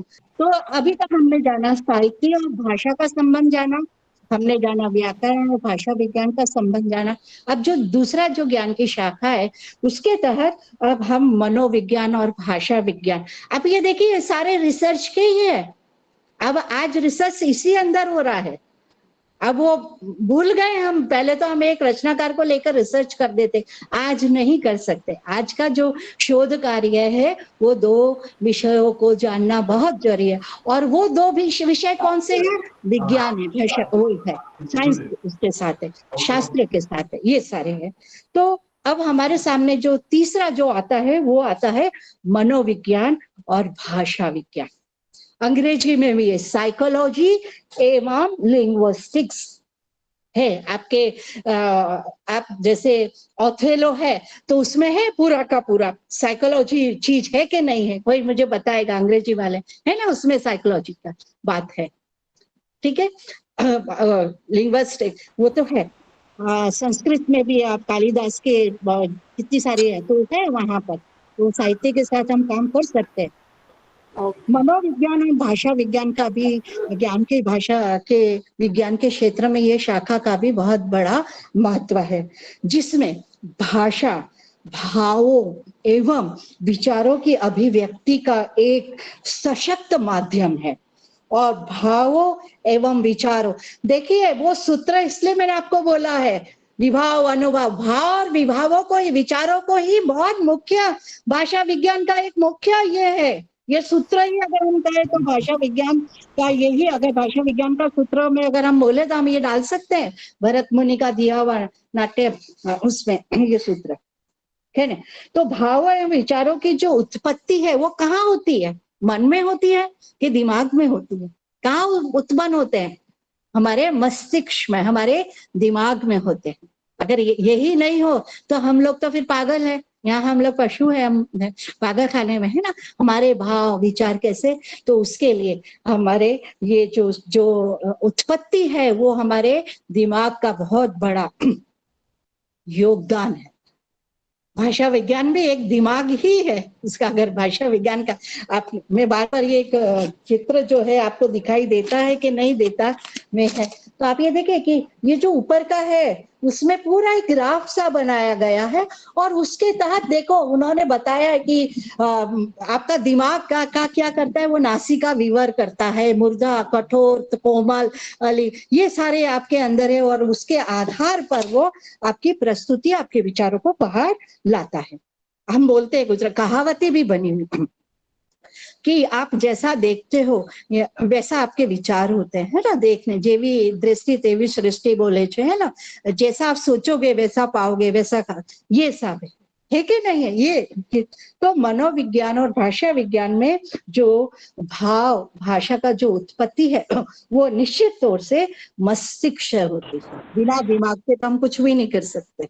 हम तो फिर क्या करेंगे, कुछ भी नहीं, दिमाग ही नहीं है तो फिर हम क्या कर सकते, कुछ नहीं कर सकते, फिर हम लोग जीरो है। तो भाव एवं विचारों की उत्पत्ति मन से होती है, अपने मस्तिष्क से होती है। आपने कामायनी पढ़ी होगी, मैं कामायनी का भी यहाँ पर बहुत अच्छी है। आप लोगों को अगर ये बुक मिले तो आप लोग इसका भी अध्ययन करना। पाठ भाषा विज्ञान तथा साहित्य, जिसका बहुत सुंदर, ये जो हिंदी वाले हैं इनके लिए किताब दिख रही है, जो केंद्रीय हिंदी संस्थान आगरा से प्रकाशित है, और ये बहुत कीमती, अगर आप जानना पढ़ना चाहो तो आप इसको मेरे पास भी, अगर आपको पढ़ना हो, किसी को ज्ञान बढ़ाना हो, तो आप ये किताब मुझसे लेके भी जा सकते हो। ये किताब लेके जा सकते हो, और एक आधुनिक भाषा जिसका आजकल बहुत कुछ लिखा जा रहा है नई नई पत्रिकाओं में। तो आप ये देखिए कि कामायनी के विशेष संदर्भ में ये टेक्स्ट की बात करी है, और जिसके अंतर्गत उन्होंने पूरा पाठ भाषा विज्ञान यानी पूरी लेसन के ऊपर इन्होंने साहित्य को, कामायनी को ध्यान में रखकर उसको इतना सुंदर ढंग से प्रस्तुत किया है। मुझे बहुत पुरानी एक बात याद आ गई। जब हम लोग कामायनी हम पढ़ा करते थे, और हमें भोला भाई सर पढ़ाते थे साथ साथ, तो वो ऐसा बोलते थे कि आप कामायनी को ना, जो उसके 15 सर्ग है ना, आप उसको एक बार पढ़ोगे ना, आपको उसके कई, क्योंकि कामायनी में ही सबसे ज्यादा परायवाची शब्दों का प्रयोग किया गया है। तो बोले आप जितनी बार पढ़ोगे तो आप उसके अलग अलग अर्थ निकाल सकते हो। ये हमको उस समय सर बताते थे, उसका डिपेंड करता है। और उसी तहत मुझे लगा कि हाँ, उसको किस तरह से जानना है, तो ये किताब मेरे पास आई और मैंने इसे पढ़ा। तो निश्चित तौर से कि ये पूरा पाठ संबंधी विज्ञान है, पाठ भाषा। और ये पाठ भाषा हमारे गुजराती नहीं, उर्दू जितनी भाषा है उसके लिए बहुत उपयोगी है, क्योंकि हम लोग साहित्य के प्रोफेसर है, तो हमें इन सब किताबों का अध्ययन करना बहुत जरूरी है, और जानना बहुत महत्व का काम है कि किस तरह से। तो यहाँ जो पाठ भाषा वो आपके दिमाग की ही उत्पत्ति है। हम जो लिखते हैं, हम विचरते हैं, जो हम प्रस्तुत करते हैं, वो कैसे करते हैं, हम दिमाग के सहारे ही करते हैं ना। हम जो जानते हैं, हम कभी भावुक हो जाते हैं, तो क्यों हो जाते हैं कि हमारे अंदर वो भाव आता है ना। रस के जो 9 भेद बताए, श्रृंगार है जिसमें, ठीक है, क्रोध है, 9 के 9 है ना, 8 भरत मुनि ने बताए, बाद में 9 हुए रस, और बाद में 11 हुए। तो ये क्या है, ये पूरा भाषा विज्ञान ही है, जो हम उसको अलग ढंग से सेमेटिक्स के रूप में हम उसको पढ़ते हैं। तो मन का अध्ययन जो विज्ञान करता है उसे मनोविज्ञान की संज्ञा दी जाती है। तो ये एक परिभाषा बनती है कि मन का जो अध्ययन करता है वो क्या होता है, विज्ञान होता है। और विज्ञान क्या करता है, मनोविज्ञान की ये संज्ञा, ये उसका नाम है। तो मनोविज्ञान कैसे बना, उसके अगर आपसे कोई परिभाषा पूछे तो ये कह सकते हैं कि मन का अध्ययन जो विज्ञान करता है, अध्ययन तो विज्ञान ही करता है ना अंदर, हमारे अंदर, और फिर उससे जो प्राप्त होता है वो अध्ययन से, उसे हम क्या बोलते हैं, उसे हम उसको किसके साथ जोड़ते हैं, उसको क्या नाम देते हैं, संज्ञा यानी नाम देना, नाउन। वो क्या होता है हमारे लिए, मनोविज्ञान होता है। और मनोविज्ञान कहाँ से आया, हमारे मस्तिष्क से, और मस्तिष्क भाषा विज्ञान से, लिंग्विस्टिक्स से। तो ये आज अगर हम उसको वर्तमान में अगर हम जोड़े, तो वर्तमान में क्या है कि वर्तमान काल में अगर हम उसको बात करें मनोविज्ञान और भाषा विज्ञान को, तो आजकल जो भाषा और मन का जो अंतर संबंधों की जो जानकारी देने वाले विज्ञान को मनोविज्ञान, भाषा की एक नई भाषा, एक शाखा आई है, वो भाषा विज्ञान के रूप में प्रस्तुत हुई है। और आप ये देखिए, हम लोग व्हाट्सएप का इस्तेमाल करते हैं ना, और अभी हम कैसे बिल्कुल एक शॉर्ट फॉर्म में आ गए हुए हैं। टू लिखना है तो हम 2 लिख देंगे, यू लिखना है तो यू लिख देंगे उससे, ठीक है ना। ये हमारा ये क्या है, ये कहीं ना कहीं वहां से आए ना, ये शब्द तो हमें मिले ना उसमें से। तो अगर हम कहें तो भाषा के सभी पक्षों को समझने के लिए, यानी जितनी भी भाषा है और उसके पक्ष को अगर हमें समझना है, उसे जानना है, उसके बारे में कुछ नया लिखना है, तो हमें मनोविज्ञान का ज्ञान होना आवश्यक है। अगर हमें हमारा साइकोलॉजी का ज्ञान ही नहीं है तो हम भाषा विज्ञान का काम नहीं कर सकते, हम नहीं लिख सकते हैं। और भगवान तिवारी भी यही बात करते हैं। आपने नगेंद्र को पढ़ा होगा, तो क्योंकि नगेंद्र ने तो हर एक विषय में लिखा है, तो नगेंद्र भी यही बात करते हैं। देखिए, आचार्य रामचंद्र शुक्ला भी बोलते हैं, अगर आपने हिंदी साहित्य का नगेंद्र को पढ़ा है तो वो भी आप इसको जान सकते हो कि किस तरह से। तो वस्तुतः भाषा की जो आंतरिक बुद्धियां है, जो अंदर की बुद्धियों को जो सुलझाने एवं पता लगाने से हम लगाने में जो भाषा विज्ञान या मनोविज्ञान का ही हम सहायता। हाँ, आ जाओ। हाँ, कोई साइन करना है तो बाद में आना। अच्छा, क्या है? ओके, लाइए। हाँ, अच्छा, ठीक है, ओके, ठीक है, ओके, चलो। हाँ हाँ हाँ, ठीक है। हाँ, नहीं, वो शैलेश भाई वीसी सर के ऑफिस में देना। हाँ, उसमें ना नहीं नहीं, उनको नहीं, शैलेश भाई को कल आएंगे, कल देने, कल, आज मत जाए, कल। हाँ हाँ, बस ठीक है, इसको बंद करके ठीक है, कोई नहीं, वीसी सर के रूम में। हाँ, वस्तुतः भाषा की जो आंतरिक गुत्थियां हैं उसको सुलझाने के लिए हमें जो सबसे ज्यादा जो सहायता मिलती है वो भाषा विज्ञान में, मनोविज्ञान की मिलती है। शब्दों का मन पर अनुकूल एवं प्रतिकूल असर क्यों पड़ता है, वो हमें क्या भाव बताते हैं। इसकी समुचित व्याख्या कौन करता है? मनोविज्ञान करता है, वो हम जानते हैं। शब्दों द्वारा मनोवांछित प्रभाव उत्पन्न करने के लिए हम मनोविज्ञान की सहायता लेते हैं। हम इसलिए है, आप देखिए कि आप लोगों ने मनु भंडारी का आपका बंटी पढ़ा, ठीक है, वो हम कौन सा उपन्यास बोलते हैं? मनोवैज्ञानिक उपन्यास है ना। उसमें किसकी है, किसकी विचारधारा है? एक बच्चे की विचारधारा को रखा है, और उसको मनु भंडारी किस तरह से उजागर करती है? उसके शब्दों, उसके भाव, उसके विचारों से, है ना। वो सोचता है कि हाँ ये है, वो मम्मी के तिल को याद करता है, वो शेखर को याद करता है, वो अजय को याद। तो ये सारे आप ये देखिए कि हाँ, त्याग पत्र में भी आपको ये देखने को मिलेगा। ये कीट्स की कविताएं हैं, कॉलरिज की है, आप रचनाएं हैं, आप उसमें भी देखोगे। हेमलेट में भी आप देखो, उड़ीसा कितना है, ये सारा मन की ही बात है ना।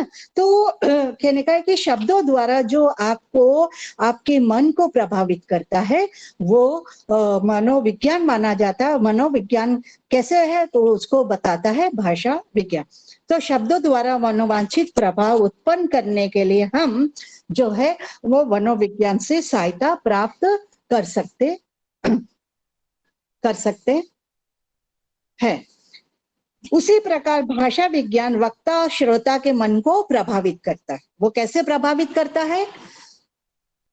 भाषा विज्ञान वक्ता और यानी बोलने वाला और सुनने वाला, ये दोनों को प्रभावित करता है। अगर आप साइकोलॉजी समझ जाओ, मैं एक बिल्कुल है कि सामने वाले व्यक्ति की अगर आप केमिस्ट्री जान जाओ कि वो इसकी प्रकृति कैसी है, तो आप बिल्कुल अपनी बात को वहां रख सकते हो।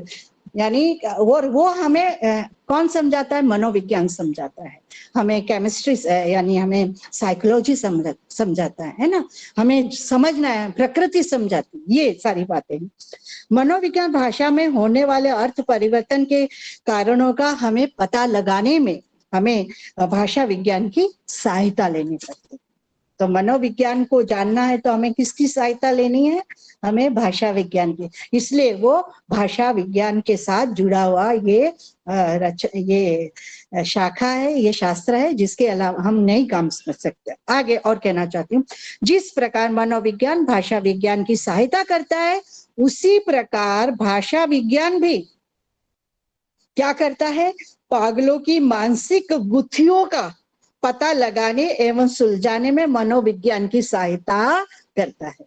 कितना सही विचारों के विश्लेषण आदि में मनोविज्ञान भाषा विज्ञान से समुचित सहायता लेता है और वास्तव में मनोविज्ञान और भाषा विज्ञान में एक गहरा संबंध माना गया है। ये एक तो हमने अभी जाना, साहित्य को जाना भाषा विज्ञान के साथ, व्याकरण को जाना भाषा विज्ञान के साथ, मनोविज्ञान को जाना, इन 3 शाखा को।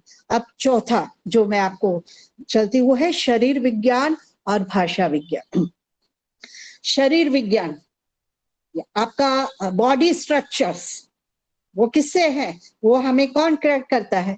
भाषा विज्ञान करता है। शरीर विज्ञान भाषा विज्ञान, शरीर विज्ञान और भाषा विज्ञान में गहरा संबंध है। देखो जो जुड़े हुए हैं शरीर, ये ग्राफ फिर से मैं आपके सामने लाती हूँ। ये इसमें दिखता है कि नहीं दिखता मुझे नहीं पता, तो आप ये देखिए कि कितना संबंध है शरीर के साथ इसका। सुनो कैसे कोई मैंने, अगर आपके पास कान नहीं है तो फिर आप क्या करोगे? सुन नहीं पाओगे। आंखें नहीं है तो क्या होगा? देख नहीं पाओगे। नाक नहीं है तो सूंघ नहीं पाओगे, है ना? जीभ नहीं है तो टेस्ट का पता नहीं कर पाओगे। हाथ नहीं है तो काम नहीं कर पाओगे। कितना बिल्कुल इजी है ना समानता? अगर बिना तो शरीर विज्ञान और भाषा विज्ञान में एक बहुत बड़ा गहरा संबंध है। भाषा विज्ञान के लिए भाषण इंद्रियों का प्रयोग होता है। 5 इंद्रियां, उसके अलावा भी हम इंद्रियां पढ़ते हैं ना भाषा विज्ञान में, ठीक है? और जिसके तहत हम किस आदत से, कान है वो सुनने का काम करता है, नाक है वो सूंघने का काम करता है, आंखें वो देखने का काम करते हैं। तो ये जो है ये ज्ञान आवश्यक है। अगर आपको सुनने ये सब नहीं हो तो आप भाषा विज्ञान को उसके साथ नहीं जोड़ सकते, शरीर विज्ञान के साथ। अतः वास्तव में भाषा के लिए वक्ता एवं श्रोता दोनों व्यक्तियों का होना आवश्यक है। वक्ता के मुख से जो ध्वनि उत्पन्न होती है या वो जो बोलता है वो सुनने वाले तक पहुंचता है। और आप ये देखिए, मैं विज्ञान जो है थोड़ा, क्योंकि हम भाषा विज्ञान के हैं, तो ये जो ध्वनि है ना वो निकलती है और वो बीच में क्या आता है? थोड़ा अंतराल आता है, बीच में गैप आता है ना, हवा का गैप आता है और वो सामने वाले तक पहुंचती है। तो आप हमेशा ध्यान रखना, वो पूरा शब्द सामने वाले तक नहीं जाता है, वो तो क्या बीच में खत्म हो जाता है। हम जो अंतिम वर्ण होता है ना बेटा, उससे हम जानते हैं कि ये शब्द ये होगा। ध्वनि आती आती तो वो क्या है? आप देखो यहाँ विज्ञान का मैं आपको एक बहुत सुंदर एक उदाहरण देती हूँ। क्या है, कैसे? आप ये देखिए कि गति जो है ना, आप ध्वनि गति, ये जैसे चमक है, आप जैसे आकाश में हवाई जहाज जा रहा है तो हम कैसे जानते हैं? उसकी ध्वनि आती है। वो कब आती है? हवाई जहाज तो निकल जाता है, ध्वनि से हम जानते, ठीक है?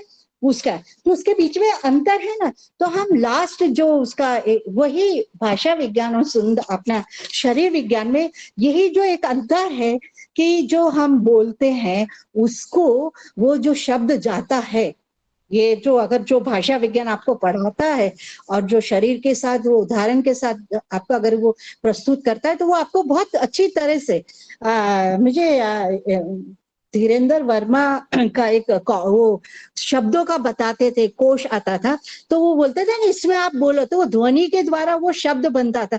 तो वो ध्वनि की जो अंतिम है हम उसके आधार पर ये जानते थे। ये भाषा विज्ञान का एक बहुत प्रचलित, जब मैं पढ़ती थी, आज ये भाषा विज्ञान में मैं करीब टीवाई में मैंने पढ़ाती थी और आज मैं वो उसको लेक्चर ले रही हूँ, बहुत अंतर हो गया। किंतु तो मेरा जो था कि ये जो ध्वनि है वो बहुत महत्व की, और वो ध्वनि का अंतिम वर्ण ही हमें पूरे वर्णों के साथ। हाँ बोलिए, कोई बोला तो। हेलो। वास्तव में भाषा के लिए वक्ता एवं श्रोता दो व्यक्तियों का होना आवश्यक है। वक्ता के मुख से जो ध्वनि होती है वो श्रोता तक, लास्ट वर्ण तक, उसके माध्यम से वो उसे ग्रहण करता है। बीच का वो लुप्त हो जाता है, वो लास्ट के वर्ण से वो उसको समझता है और उसको जानता है। मुख से निसृत ध्वनि को ही भाषा कहते हैं, ये आप लोग जानते हैं।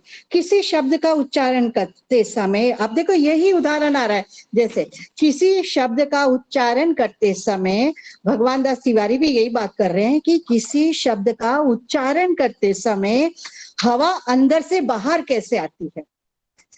स्वर यंत्र के द्वारा, स्वर तंत्री के द्वारा, नासिका के द्वारा, आपके जो अंदर तालव्य है, दंतिया है ना, हमारे उच्चारण के वो बताए ना कि स श है, ये इसको हम तालव्य बोलते हैं, इसको दंतिय बोलते हैं, इसको उष्म बोलते हैं, है ना, ये सारे। तो ये किसने बताया? ये भाषा विज्ञान का बहुत बड़े उदाहरण है।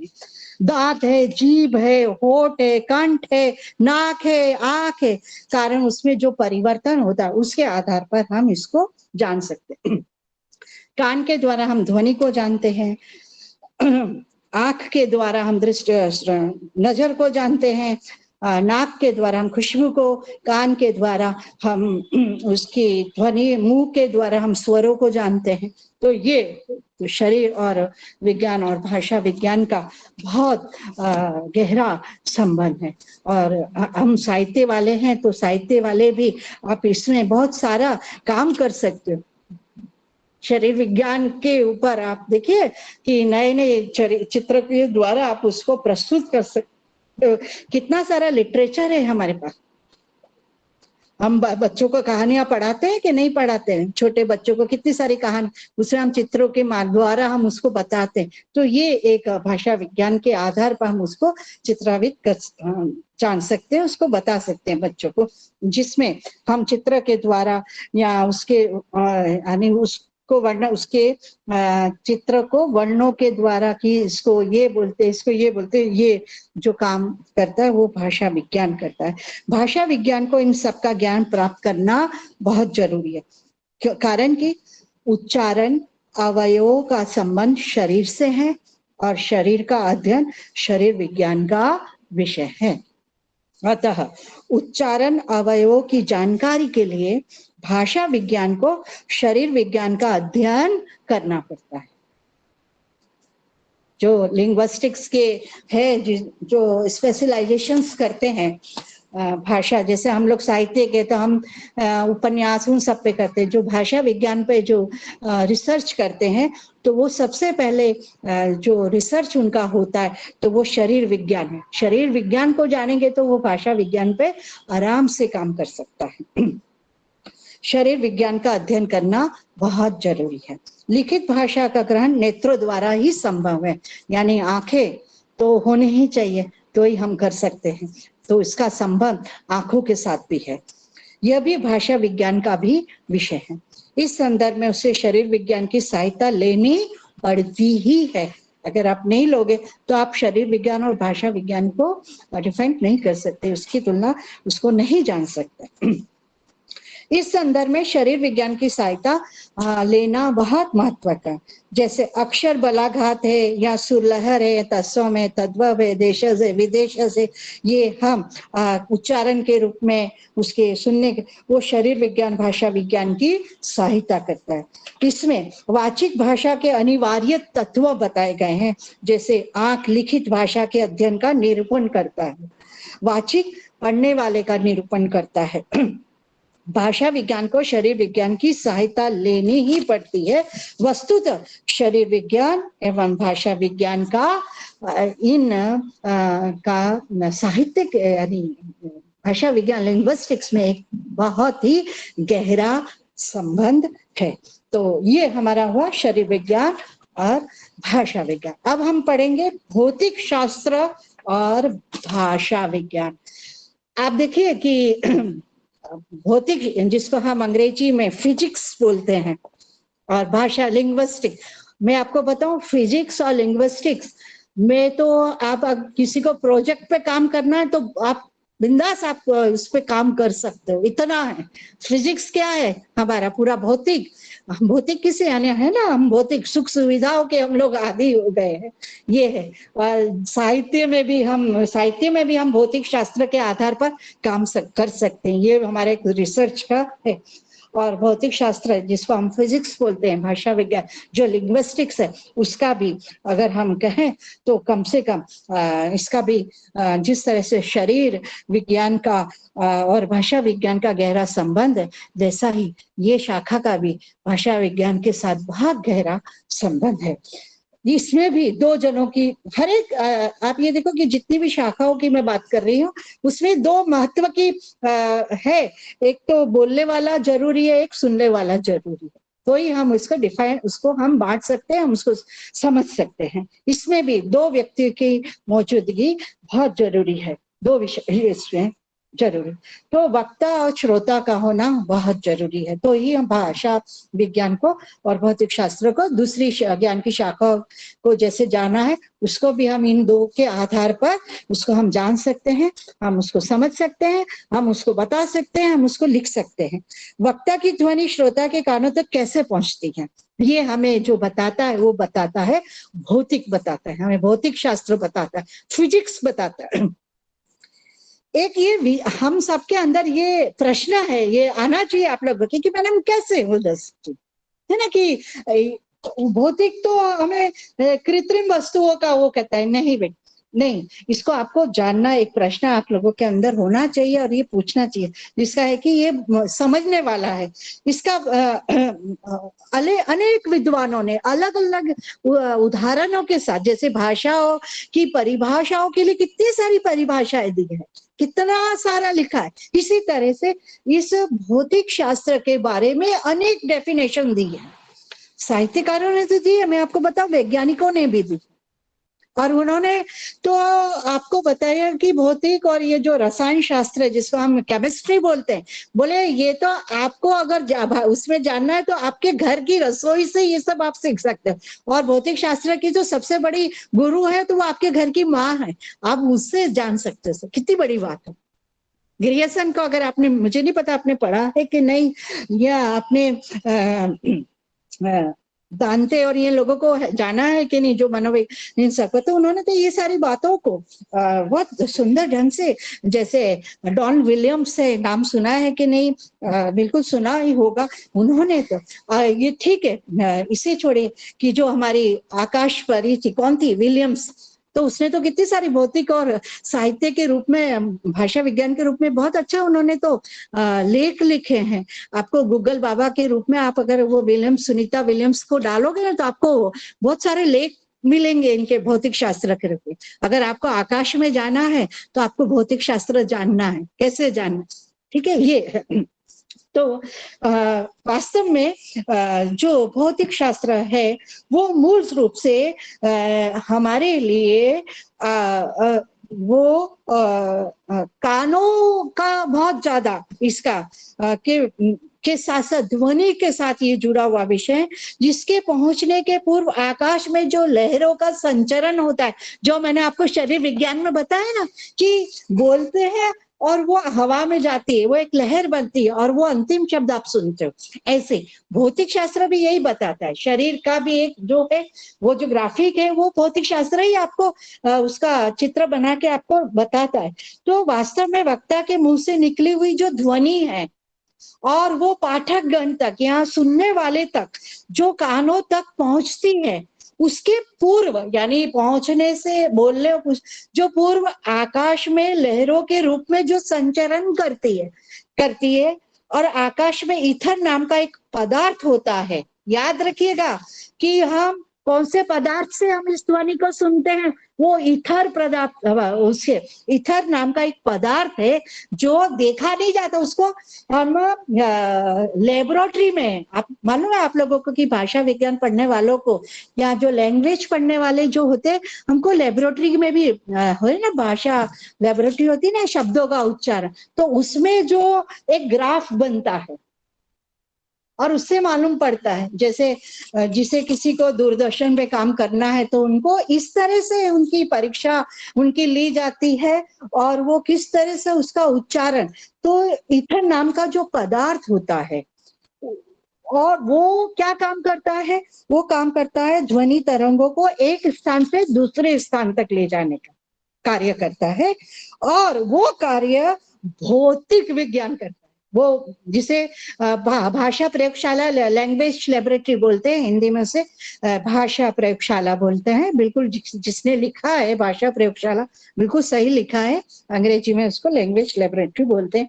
मैं यहाँ भाषा साहित्य भवन में पढ़ी थी, तो हमारे जमाने में हुआ करती थी लेबोरेटरी। हम कभी कभी जाते थे, हमारे उच्चारण कैसे हैं, ज्यादातर वो अंग्रेजी के लिए होती थी, क्योंकि हिंदी के लिए जो प्रयोगशाला है वो जरूरी नहीं है। क्यों? हाँ, कहीं इंटरव्यू के लिए वो जरूरी है, पर हिंदी तो क्या, शब्दों का उच्चारण जैसा होगा वैसा ही वो लिखा जाता है। किंतु अंग्रेजी के लिए बहुत जरूरी है, बहुत महत्व की है, क्योंकि वहां पर तो बहुत ही अलग तरह से बोली जाती है और वो लिखी जाती है। मैंने आपको पहले उदाहरण भी दिया ब्रिटिश और यूएसए अंग्रेजी का। तो जो ध्वनि है वो भौतिक विज्ञान की इथर ध्वनि के द्वारा उसको प्रस्तुत करती है। जो उस तरंग को, उसे ध्वनि तरंग कहते हैं, ध्वनि की गति कहते हैं, तीव्रता आदि का ज्ञान कराता है। इसलिए प्रेक्षण और पक्ष की जानकारी प्राप्त करने के लिए भाषा विज्ञान को भौतिक विज्ञान की शरण में जाना पड़ता है। अन्य ध्वनियों एवं भाषा ध्वनियों की लहरों में क्या अंतर है वो हमें भौतिक ईथर के द्वारा, वो पदार्थ के द्वारा ही हम जान सकते हैं। और इसका और विस्तार से अगर आपको जानना है तो आपको किसी फिजिक्स पढ़ाने वाले सर से आप उसको और भी ज्यादा जानकारी आप ले सकते हो। आपको अगर जिज्ञासा है, क्योंकि हमारी तो ज्ञान है ना, हमें तो ज्ञान का, तो अगर आपको जिज्ञासा है तो आप इस बारे में जो भाषा विज्ञान, जो लिंग्विस्टिक्स के प्रोफेसर और जो फिजिक्स के हैं, वो आपको बहुत अच्छी तरह से इसको और सारे उदाहरणों के द्वारा भी समझा सकते हैं। मैं भी समझा सकती हूँ, पर मुझे अभी बहुत, क्योंकि अभी मेरे को 10 शाखाएं आपके साथ चर्चा करनी है, तो इसका जो है वो अंतर वो हमें भौतिक विज्ञान में रहता है, भौतिक विज्ञान ही दे सकता है। भाषा विज्ञान की शाखा में जो भौतिक विज्ञान है वो जो आती है, भाषा विज्ञान, वो स्वर विज्ञान जो है वो भौतिक विज्ञान है, जो वास्तविक भौतिक ध्वनियों का अध्ययन करते हैं। अगर आपसे कोई पूछे कि स्वर विज्ञान कौन सी शाखा के साथ जुड़ा है, तो आप जरूर लिख सकते हैं कि स्वर विज्ञान की जो शाखा है वो भौतिक विज्ञान की ध्वनियों से जुड़ा है। ये है ध्वनिया भाषा का कच्चा माल है। ये कैसा माल है? कच्चा है। इसको पक्का कौन करता है? भौतिक विज्ञान करता है। भौतिक कैसे उसको पक्का करेगा? कि प्रयोग करते हैं ना भौतिक विज्ञान, वहां भी तो प्रयोग होते हैं ना मशीनों के द्वारा। तो ध्वनि तो भाषा का कच्चा माल है, पर उसको प्रयोगात्मक ध्वनि शास्त्र के विद्वान भौतिक विज्ञान की सहायता से ही काम करते हैं। तो ये हुआ आपके सामने भौतिक शास्त्र और भाषा विज्ञान। अब हम चलते हैं ज्योग्राफी और लिंग्विस्टिक्स शाखा, भूगोल और भाषा विज्ञान। बहुत सारे है, इसको कुछ वो नहीं है कि भौगोलिक क्षेत्र अब हम पढ़ते हैं ना, वही है। भूगोल और भाषा विज्ञान का भी एक बहुत गहरा संबंध है। विश्व की विभिन्न भाषाओं की सीमाएं निर्धारण में भूगोल अत्यंत ही सहायक सिद्ध होता। अगर सोचो भूगोल नहीं हो तो ट्रायंगल बारामूला जैसा हो जाएगा, आप जाओगे फिर लौट कर ही नहीं आओगे, पता ही नहीं चलेगा कहाँ चले गए, खोज ही नहीं कर सकोगे, है ना। तो भूगोल बताता है ना कि यहाँ पे ट्रायंगल यहाँ को आप हवाई जहाज यहाँ से नहीं ले, ये उदाहरण है, ठीक है। तो भूगोल हमें सीमा वो बताता है कि ये क्षेत्र के साथ जाओगे तो फिर शून्य है। आकाश में जो जाते हैं रिसर्च करने शून्य में, तो वो उनका भूगोल और भाषा विज्ञान में एक गहरा संबंध है। विश्व की विभिन्न भाषाओं की सीमा निर्धारण में भूगोल का जो है वो हाँ, बिल्कुल सही। आपने जो क्वेश्चन किया, what is the Baramulla, this is the Baramulla is the authorised point, जो आपके समुंदर जो है ना, समुंदर के अंत में जो है, जो हमें अंटार्कटिका के वहां पे बारामूला जिसको हम ट्राइंगल बोलते हैं, तीन का त्रिकोण के रूप में जो बना हुआ है, कि वो आज तक विज्ञान भी नहीं उसको जान पाया है, खोज चल रही है, क्योंकि ये भूगोल का है। कि उसके बाद जमीन का क्या, क्योंकि वहां पे जो भी साइंटिस्ट भी गए वो लौट कर नहीं आए, जिसको हम बोलते हैं ट्राइंगल बारामूला। तो इसे हम ट्राइंगल जो जिसका जो क्षेत्र है, जो आज तक कोई भी उसको नहीं कर, तो ये जो एक भूगोल हमें जो एक क्षेत्र है, जो सीमाएं हैं जो पूरे विश्व के, उसके बाद ट्राइंगल बारामूला है जो अंटार्कटिका वहां है, जहां पे व्यक्ति जाता है फिर कभी लौट कर नहीं आता। बरमूडा ट्राइंगल जो लिख रहे, it is the Bermuda triangle, right लिख रहे हैं। तो भूगोल और भाषा विज्ञान में एक गहरा संबंध है। विश्व की विभिन्न भाषाओं की सीमाएं वो निर्धारित करता है और उसके आधार पर वो उस बात को सिद्ध करता है। कभी कभी भाषाओं की सीमाएं बदल भी जाती है। अब आप ये देखिए कि भौगोलिक क्षेत्र में हमारी सीमाएं कितनी बार बदली है, कितनी ऐसी भौगोलिक घटनाएं घटी है जो बदलाव लाया है। तो ये है जिसका बदलाव जलवायु के कारण परिवर्तन हुआ है, उसको हम आप ये देखिए कि जलवायु से अभी हम जो आजकल तो बहुत नया एक शब्द आ गया ना, ग्लोबलाइजेशन हो गया है। अभी क्या हो रहा है, आप देखिए बारिशों का मौसम में बारिश नहीं होती तो गर्मी अधिक पड़ती है। हम नहीं बोलते ग्लोबलाइजेशन का जो फर्क है, जिसे हम इंग्लिश में हम हिंदी में जलवायु परिवर्तन बोलते हैं ना, अभी सब परिवर्तन हो रहा है ना ग्लोबल। तो ये भौगोलिक, तो जलवायु की दृष्टि से विश्व के सभी देशों को अब बांटा जा रहा है। जहां बहुत अधिक बर्फ गिरती थी अब वहां नहीं गिर रही, अब बर्फ वो परिवर्तन होने के कारण उसमें बदलाव आ रहा है। और जहां जो ठंडे देश हुआ करते थे वो गर्म होते जा रहे हैं, जो गर्म है वो ठंडे होते जा रहे थे। तो अगर हम उसको भूगोल और भाषा विज्ञान के तहत अगर हम देखें तो इसका मूल जो शाखा है वो है जलवायु की दृष्टि से ठंडे और गर्म देश। प्राय देखा जाता है ठंड के कारण ठंडे देशों के निवासी ध्वनियों का उच्चारण स्पष्ट रूप से नहीं कर सकते। आप ये देखो कितना वो है कि ठंडे प्रदेश में रहने वाला व्यक्ति है ना, बेचारा पूरी तरह से आंखें भी नहीं खोल सकता। कभी आप रशिया के उसमें जाके देखिए, इग्लू, क्यों लोग घर बनाते हैं, इग्लू में रहते हैं, क्यों रहते हैं? अपने को सुरक्षित करने के लिए। बर्फ ही बर्फ, बोल भी नहीं सकते। हमारे यहाँ गुजरात में थोड़ी ठंड पड़ती है तो हम कैसे बहुत ठंड थी, बहुत ठंड थी, बोलने में भी हमारे क्या होते हैं, दांत कम पाते है ना। तो ये है भूगोल और भाषा विज्ञान के साथ इसका है। और गर्म देश में रहने वाले निवासी ध्वनियों का स्पष्ट उच्चारण कर लेते हैं, क्योंकि गर्मी सहन कर सकते हैं, ठंडी को हम लोग नहीं कर सकते। ये है, तो ये एक भाषा विज्ञान का एक बहुत बड़ा महत्व का वो है। फिर आता है वो दूसरा है कि विश्व में कहीं कहीं आप देखिए अनेक है पहाड़ है। और मैं आपको देता हूँ कि आप लोगों ने पढ़ा होगा, हमारी जो सृष्टि थी वो पहले क्या था, यहाँ पर ज्वालामुखी फटा और हम मिथक पढ़ा है ना आप लोगों ने, कि भाई वो धरती वो चंद से टुकड़ा वो टकराई और फिर धरती बनी, फिर उस जिसके 3 हिस्से में पानी है, 1 हिस्से में पृथ्वी है और फिर पहाड़ है। तो ये जो भौगोलिक परिवर्तन जो आया उसके कारण भाषा विज्ञान में उसके उच्चारणों को में भी कई सारे शब्दों को और शब्दों के अर्थ पर भूगोल का प्रभाव पड़ता है, ये हम सब जानते हैं।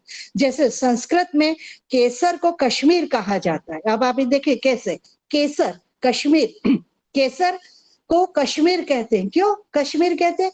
केसर की उत्पत्ति कहाँ हुई है, केसर का भौगोलिक कहाँ है, कश्मीर में, इसलिए उसको हम कश्मीर भी कहते हैं।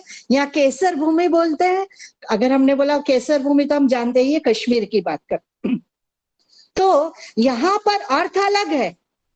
केसर यानी कि वो जो उगता है ना, पत्ते लाल लाल लंबे होते हैं, पर हम उसको किस आधार पर जानते हैं केसर का, था वो भौगोलिक बात। तो भाषा विज्ञान हमें उसके संबोधित करता है।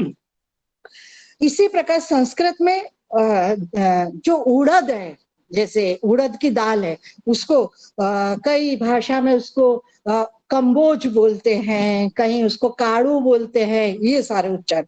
इससे ये संदेश मिलता है कि कंबोज से यानी फिर कहते कि नहीं। अब जैसे एक उदाहरण मैं आपको बताऊं, ये तो है कि तू आ तो वासदा छे, वासदानी दाढ़ छे, कोई बोलता ना वासदा नहीं, तो हम समझ जाएंगे ये तुअर की दाल है ना। तो हम उस नाम से परिचित उस जगह में उत्पन्न वाली वस्तुओं को हम जान जाते हैं, या उस वस्तु के नाम से वो कहाँ है उस नाम को जान जाते हैं। तो ये जो हमें पहचान परिचय दिलाता है वो भूगोल और भाषा विज्ञान दिलाता है, आदि आदि। तो इस तरह से अगर हम कहें तो भाषा विज्ञान की एक शाखा भाषा भूगोल भी है, जिसको हम ज्योग्राफिकल लैंग्वेज बोलते हैं। अब एक नया ही ज्योग्राफिकल लैंग्वेज, अभी आप लोग व्हाट्सएप में नहीं ज्योग्राफिकल हम लैंग्वेज डाल देते हैं, कुछ चित्र डाल देते हैं, कुछ वो नक्शे वो डाल देते, तो ये एक है, ये हमें जो है चित्र, ये हमें भाषा विज्ञान के उपयोग से मिलता है, जिसका भूगोल से अभिन्न संबंध है। तो इसका संबंध भी भाषा विज्ञान का संबंध, भूगोल का भी संबंध भाषा विज्ञान की शाखा से है। अब आता है हमारे सामने इतिहास और भाषा विज्ञान, हिस्ट्री। मैं जब पढ़ती थी तो एक शौक क्या कि हिस्ट्री ज्योग्राफी दोनों बेवफा, रात को रटी दिन को सफाई, एक ऐसी चीज है कि वो याद नहीं रहती है, पढ़ लेते हैं और फिर सुबह भूल जाते हैं। ये मुश्किल है किसी की भौगोलिक वो जानना या हिस्ट्री जानना। पर आप ये देखिए कि हमें अगर जानना है, वर्तमान में जीना है, तो हमें हमारे भूतकाल के हर एक विषय से हमें जानना बहुत जरूरी है। तो ही हम बहुत अच्छी तरह से हम उसको जान पाए, हम उसको क्रिटिसाइज कर सकते हैं, हम उसको लोगों के साथ अपने नए विचार रख सकते हैं। इतिहास और भाषा विज्ञान में भी पारस्परिक संबंध है। जहां इतिहास के निर्माण में भाषा विज्ञान सहायक सिद्ध होता है, वहीं इतिहास में भी भाषा विज्ञान सहायक सिद्ध होता है। इतिहास हमें क्या बताती है? इतिहास हमें सिखाता है। हम क्या सीखते हैं? इतिहास से हम सीखते हैं, और हम हमारा क्या संवारते हैं? हम हमारा वर्तमान समझते हैं ना, कि भाई भूतकाल में ऐसा हुआ था, आप सीख लो वहां से। तो भाषा फिर, क्योंकि वो भी इतिहास भी तो जो लिखा गया है, क्योंकि भाषा विज्ञान वो क्या है? प्रमाण है। इतिहास क्या है? हमारे प्रमाण है कि हाँ राम आए थे वो हमने इतिहास से जाना, कृष्ण आए थे वो हमने इतिहास से जाना, है ना। तो इतिहास भी वो क्योंकि वो हमारे सामने सारे सूत्र रखता है, सारे परिणाम लाके रखता है, हमें उसके मूल देता है। तो ये भी भाषा विज्ञान के साथ गहरा संबंध है। इतिहास और भाषा विज्ञान में पारस्परिक संबंध है। जहां इतिहास के निर्माण में भाषा विज्ञान सहायक है, वहीं इतिहास के निर्माण में भी भाषा विज्ञान समान, जिसके तहत इतिहास किस प्रकार का भाषा विज्ञान की मदद करता है, ये हमें जानना बहुत जरूरी है। तो ही हम उसे, जैसे कि हमारे पास जैसे हम एक हमारे यहाँ लोथल संस्कृति है ना। हमने कब जाना? लोथल संघ गुजरात में है ना, आपके करीब ही है लोथल। तो वो पुरातत्व ने हमें बताया कि नहीं, ये हमने इतिहास में पढ़ा था, फिर उसको कैसे उसको प्रमाणित किया, उसका पुरातत्व विभाग ने उसकी खोज करके उसकी खुदाई करी, और फिर उसने वो दिया कि हाँ ये एक संस्कृति हुआ करती थी। हमारा तो सिंधु घाटी की सभ्यता हमने पढ़ी, सिंधु घाटी की है। तो आप ये देखिए, तो ये इतिहास सिखाता है। अकबर थे, हमें इतिहास सिखाता है। इलादीन की खोज करिए, इतिहास सिखाता है ये सब, कि इन राजाओं का था, इन मुगलों का था। यहाँ जो हिंदी के उदाहरण के रूप में अगर हम बात करें तो बहुत सारे ऐसे उदाहरण हैं। आप इतिहास के रूप में जैसे अरबी, फारसी है तथा अंग्रेजी का अनेक शब्द। अब अभी क्या है, आप ये देखिए कि अभी हमारे जो शब्द है ना वो खिचड़ी भाषा बनते जा रहे हैं, है ना। हमने अंग्रेजी के भी ले ले, गुजराती के भी ले लिए शब्दकोश। अगर आपने देखो, यहाँ तक कि आप देखो, हमने सचिन जैसा जो एक महान बल्लेबाज है, उसको हमने कहाँ स्थान लिया है? आपके शब्दकोश में आ गया है। आप खोलकर देखिए तो आपको पता चलेगा सचिन का अर्थ क्या है। ये सारे आपको बहुत ही उपयोग है शब्दकोश, वो आपका वो इतिहास में जो बना है उसको एकत्रित करके आपके सामने एक प्रमाण है ना हमारा। अभी हमें कोई शब्दों का अर्थ लेना है कि वहां इसका क्या होता है, तो हम किसका डिक्शनरी के रूप का उपयोग करते हैं। तो ये अरबी, फारसी, ऐसे अनेक शब्द जो हमने ले लिए हैं, हमारे बोलचाल की भाषा में आ गए हैं, और जिसे अब हम तो क्या खिचड़ी भाषा बोलते हैं। ग्रेसन ने बोला था ना, धीरेन्द्र वर्मा ने, की खिचड़ी भाषा हो गई है। तो वो यही सब है कि इतिहास को हमने बहुत ले लिया है। इसका स्पष्टीकरण केवल इतिहास कर सकता है। इसको हम कैसे इसको व्याख्यायित कर सकते हैं, ये कौन बता सकता है? हमारा इतिहास बता सकता है, और कोई नहीं बता सकता। इतिहास के अध्ययन से ये पता चलता है कि मुसलमानों एवं अंग्रेजों के शासन तथा व्यापारिक संपर्क के कारण हिंदी में विदेशी शब्द आए। अब ये बात है कि इतिहास के हमारे अंदर कैसे ये सारे भाषाएं आए, ये शब्द आए, वो आए। जैसे हमने हिंदी हम पढ़ाते हैं ना, गुजरात का हिंदी स्वतंत्र हम पढ़ते हैं कि नहीं, कि भाई गुजरात में हिंदी साहित्य कैसा आया, तो हम बताते हैं कि एक भौगोलिक सीमा के कारण आया, कि बाहर से आके लोग यहाँ धार्मिक यात्राएं करने आते थे, तो यहाँ पर वो शब्द आ गए, कई लोग आकर यहाँ बस गए। तो ये हमें इतिहास की घटनाएं हैं वो हमें परिभाषित करता है। भाषा विज्ञान भी इतिहास के निर्माण में सहायक होता है। जैसे और भी आपको मैं बताऊं, शिलालेख आपने देखे, आप पाटन जाओ तो वहां पे आप शिलालेख अगर आपको देखने तो आप देरासरों में जाओ, तो वो हमारा इतिहास बताते हैं। जैसे प्राचीन अभिलेख है, शिलालेख है, फिर हमारे पास सिक्के हैं, सिक्कों का इतिहास है। तो ये सब भाषा विज्ञान पे। और आपने भारोपीय, आपने परिवार पढ़ा होगा, तो जो उसमें हित्ती भाषा है तो वो क्या है, इतिहास की है ना। उसको आपने डिटेल में भोलानाथ तिवारी की पढ़ी होगी ना, शतम केंडुम भाषाएं पढ़ी थी ना, भारोपीय परिवार को विभाजित शतम केंडुम। वो क्या, किसके आधार पर हम करते थे? हम करते थे भाषा विज्ञान के आधार पर करते थे बेटा, ये ध्यान में रखिएगा। युग निर्माण में भी ये सब ऐतिहासिक उल्लेख हमें भाषा विज्ञान के द्वारा ही हमें मिलता है। जैसे वेद है, ब्राह्मण है, उपनिषद है, उनके भाषा प्रयोगों के आधार पर हम उसका काल निर्धारण करते हैं।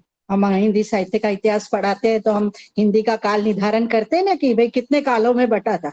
तो वो किसके आधार पर करते हैं? साहित्य में इतिहास के आधार पर करते हैं ना, कि भारतीय वीर गाथा काल इसलिए नहीं है कि उसमें वो 8 रचनाएं थी, 12 रचनाओं के आधार पर। आदिकाल हजारी प्रसाद कहते हैं कि वो जो अंधकार काल जिसने आचार्य रामचंद्र शुक्ल ने बोला, और आदिकाल ने, और हजारी प्रसाद द्विवेदी ने कहा कि नहीं, अंधकार समय नहीं था आदिकाल का। हमें यहीं के भुज में जो ब्रज पाठशाला है वहां से कितने सारे शिलालेख, कितना कुछ मिला साहित्य का। तो ये सारी बातें, तो ये खोज है, इतिहास हमें प्रमाणों के साथ प्रस्तुत करता है। तो ये हुआ आपका। अब आता है मानव विज्ञान। मैं मानती हूँ कि आप लोगों को समझ में आ रहा होगा इतिहास और भाषा विज्ञान के। अब हमारा अगला है मनोविज्ञान और भाषा, सॉरी, मानव विज्ञान और भाषा विज्ञान। मानव विज्ञान था ना जिसको हम साइंस बोलते थे। मानव विज्ञान ज्ञान का वो शास्त्र है जो मानव की उत्पत्ति कहां से हुई थी। उत्क्रांतिवाद पढ़ा था ना आपने, साइंस की 6th की किताब में आता है उत्क्रांतिवाद पूरा का पूरा, और एक चित्र के साथ कि कैसे थी। हमारे जो पूर्वज थे, कौन थे हमारे पूर्वज? गोरिल्ला से हम मानते हैं ना।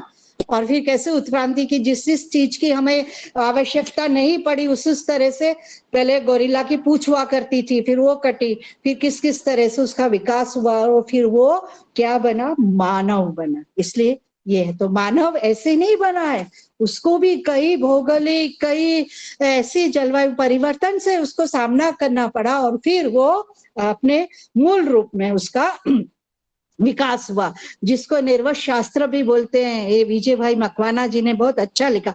हाँ, और ये उत्क्रांतिवाद जो डार्विन का है, ये उमा मेहता जो भी लिख रही है, बिल्कुल सही है। डार्विन का उत्क्रांतिवाद कितना है, ठीक है ना। देखो, अब डार्विन का उत्क्रांतिवाद हम साइंस विज्ञान में मानव संरचना उसमें पढ़ते हैं ना, मानव विज्ञान में पढ़ते हैं, पर हमें तो यहाँ आपको साहित्य के साथ पढ़ा है। तो आप ये देखिए कैसे संबंध हो जाता है इंटरडिसिप्लिनरी के। तो ये भी एक बहुत बड़ा महत्व है भाषा विज्ञान का। मानव विज्ञान ज्ञान का वो शास्त्र है जो मानव की उत्पत्ति, उसके विकास का एक बहुत बड़ा गहन अध्ययन हो सकता है। एक बहुत बड़ा आप प्रोजेक्ट लेकर भी आप लोग इस पे काम कर सकते हो। भाषा और उसके विकास का एक मानव क्या है, अगर आपसे पूछे कि भाषा का जो विकास का प्रतीक किसे माना जाता है, अगर कोई आपसे कोई पूछे तो आप निशंक जवाब देना कि इसका जो प्रतीक है वो मानव विज्ञान, मानव आपको पूरी संरचना उसका बताता है। भाषा की उत्पत्ति, उसके प्राचीन रूप, लिपि, उत्पत्ति आदि के संदर्भ में भाषा विज्ञान मानव विज्ञान से सहायता प्राप्त करता है। मानव विज्ञान मानव जाति के भेदों को बताता है कि ये है, उसके प्रभेदों को बताता है, विकास बताता है, उसका विस्तार बताता है, उसकी विशेषताओं का अध्ययन बताता है आदि। बहुत गंभीर विषय है ये बन सकता है और इसका गंभीरता से रूप से हम अध्ययन भी कर सकते हैं विकास यात्रा में। अब आप देखिए कि मानव के मनुष्य के विकास को 2 सोपानों में बांटा गया है। एक है प्राकृतिक, कि मानव किसके साथ जुड़ा हुआ है, एक है प्राकृति, अपनी प्रकृति के साथ, और दूसरा है वो संस्कृति के साथ जुड़ा हुआ है। ये 2 सोपान मानव के है और ये 2 सोपान पे ही पूरा साहित्य लिखा गया, उसका पूरी रचना हुई है। सांस्कृतिक तो प्राकृतिक सोपान तो स्वाभाविक होता है और वो निरंतर होता रहता है, उसमें बदलाव आता है पर वो बदलता रहता है, निरंतर होता रहता है। पर सांस्कृतिक विकास का मूल आधार उसका भाषा है, वो भाषा उसका मूल आधार है सांस्कृतिक का। भाषा के बिना सांस्कृतिक विकास की कल्पना नहीं की जा सकती, ये एक उसका मूल कारण, ये मूल एक उसका जवाब होता। मानव विज्ञान में अन्वेषण एवं विवेचन की विराट संभावना होती है। मानव विज्ञान आदिम सभ्यता की खोज का एक अध्ययन है। आदिम यानी अपनी आदिम जाने, हम जो हमारी पुरानी जो रचनाएं थे, आदिम जाति थी ना, हम तो पहले कहाँ रहते थे, शहरों में नहीं रहते थे, हम लोग सब जंगलों में रहते थे, ठीक है। जंगलों से हम आए हैं, गाँव में आए, गाँव से शहरों में, ये हमारा एक विकास का, और ये विकास के पीछे साहित्य और भाषा विज्ञान अपना बहुत बड़ा योगदान देता है। ये तो मानव विज्ञान अन्वेषण एक विवेचन की विराट संभावना इसमें हो सकती है। मानव विज्ञान आदिम सभ्यता की खोज का एक अध्ययन बन सकता है। ये जैसे एक तरफ मानव विज्ञान भाषा विज्ञान से सहायता लेता है, वह हेल्प लेता है कि मुझे हेल्प करिए और मैं अपने आप को इसको प्रस्तुत कर। दूसरी तरफ भाषा विज्ञान भाषा की सामग्री को प्रदान करता है, वो सामग्री देता है कि ये हो सकता है, जिससे किसी भी भाषा की जो गुत्थियां हो जाती है ना, उसको वो सप्रमाण प्रस्तुत करता है। जैसे मैं ऋग्वेद का ही एक उदाहरण देती हूँ कि ऋग्वेद की पुरानी ऋचाओं में ये जो पंक्तियां हैं, जिसको ऋग्वेद की पंक्तियां नहीं बोलते हम लोग, उसकी ऋचाएं बोलते, उसमें असुर का अर्थ देवता है, किंतु आज के रूप में हम उसको देवता नहीं बोलते, आज हम उसको असुर को देवता ना कहकर, देखो ऋग्वेद में असुर का अर्थ देवता है, ये आप याद रखना, किंतु आज वर्तमान में हमने इसका नाम राक्षस के साथ जोड़ दिया, फिर हम उसको डिफाइन कर सूर असुर कर दिया, पर वहां पर देवता के रूप में इस्तेमाल है। ये एक मानव विज्ञान है। इसी प्रकार इसकी पाली भाषा में फिर वो परिवर्तन होता गया और इस तरह से वो इसके केंद्र में आया और बाद में इसके वो बने मानव शरीर है। केंद्र मानव विज्ञान एवं भाषा विज्ञान के अध्ययन का मुख्य केंद्र बिंदु मानव है, क्योंकि भाषा का संबंध मानवेतर प्राणियों से ना होकर मनुष्य से है, अतः इन दोनों विज्ञानों में अनन्याश्रित संबंध है। तो ये हुआ मानव। हाँ, मैं पूरा करती हूँ। क्या समय हो चुका है क्या? 5 बजे तक पढ़ाना है ना मुझे? जी मैम। हाँ, तो समय हो चुका है। 5 बजे का हुआ, अभी पौने कितना हुआ? 4:30 बजे का था मैम, 3 से 4:30 का समय है। अरे बेटा बस मेरे को 10 मिनट दे दो, मैं पूरा करती हूँ, माफी चाहती हूँ।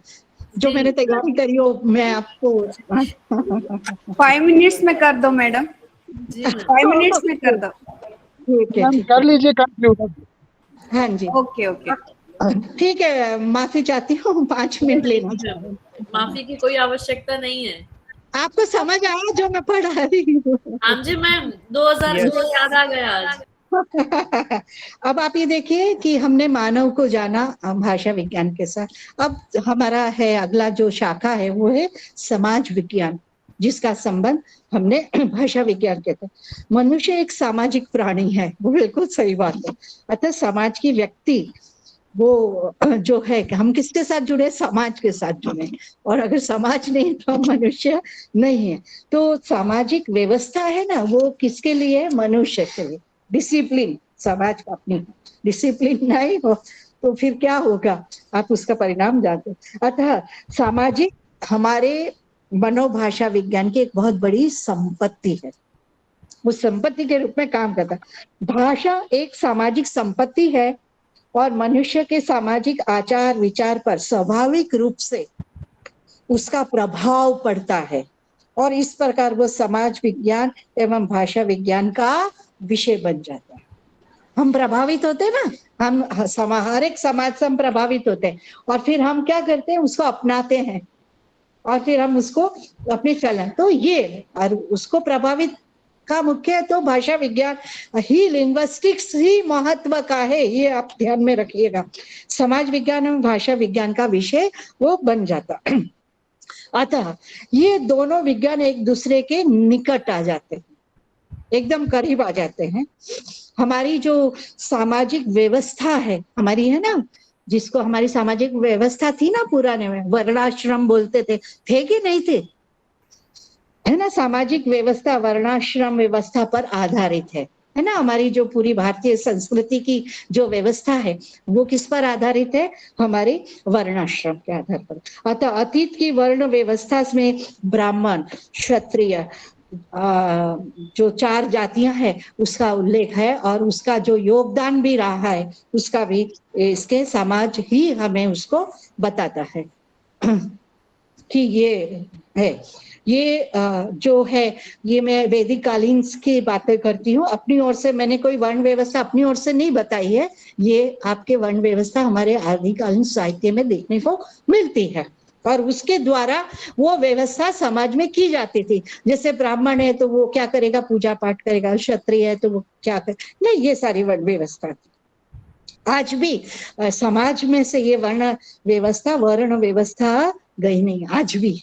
इसलिए सारे विमर्श रहा है, हमें लड़की नहीं, उस समय की व्यवस्था आज की व्यवस्था में हम परिवार नहीं कर सकते, उसको हम अलग कर सकते हैं। भाषा समाज के सामान्य शिक्षा तक ही सीमित नहीं है, डिसिप्लिन तक ही वो नहीं है, उसका विस्तार बहुत बड़ा, वो विकल्प है, वो क्रांति का माध्यम भी होती है। उदाहरण भक्ति आंदोलन जो आपने पढ़ा है वो इसी के तहत आया था, मैं कुछ नहीं। हिंदी ने भारतीय संस्कृति को अतीत के गर्त में जाने से बचाया है, हमारे सामने सब आया। वस्तुतः भाषा सामाजिक व्यवस्था के उत्कर्ष का सुदृढ़ आधार प्रदान करती है। यद्यपि समाज विज्ञान और भाषा विज्ञान का संबंध व्यक्ति और समाज के साथ है।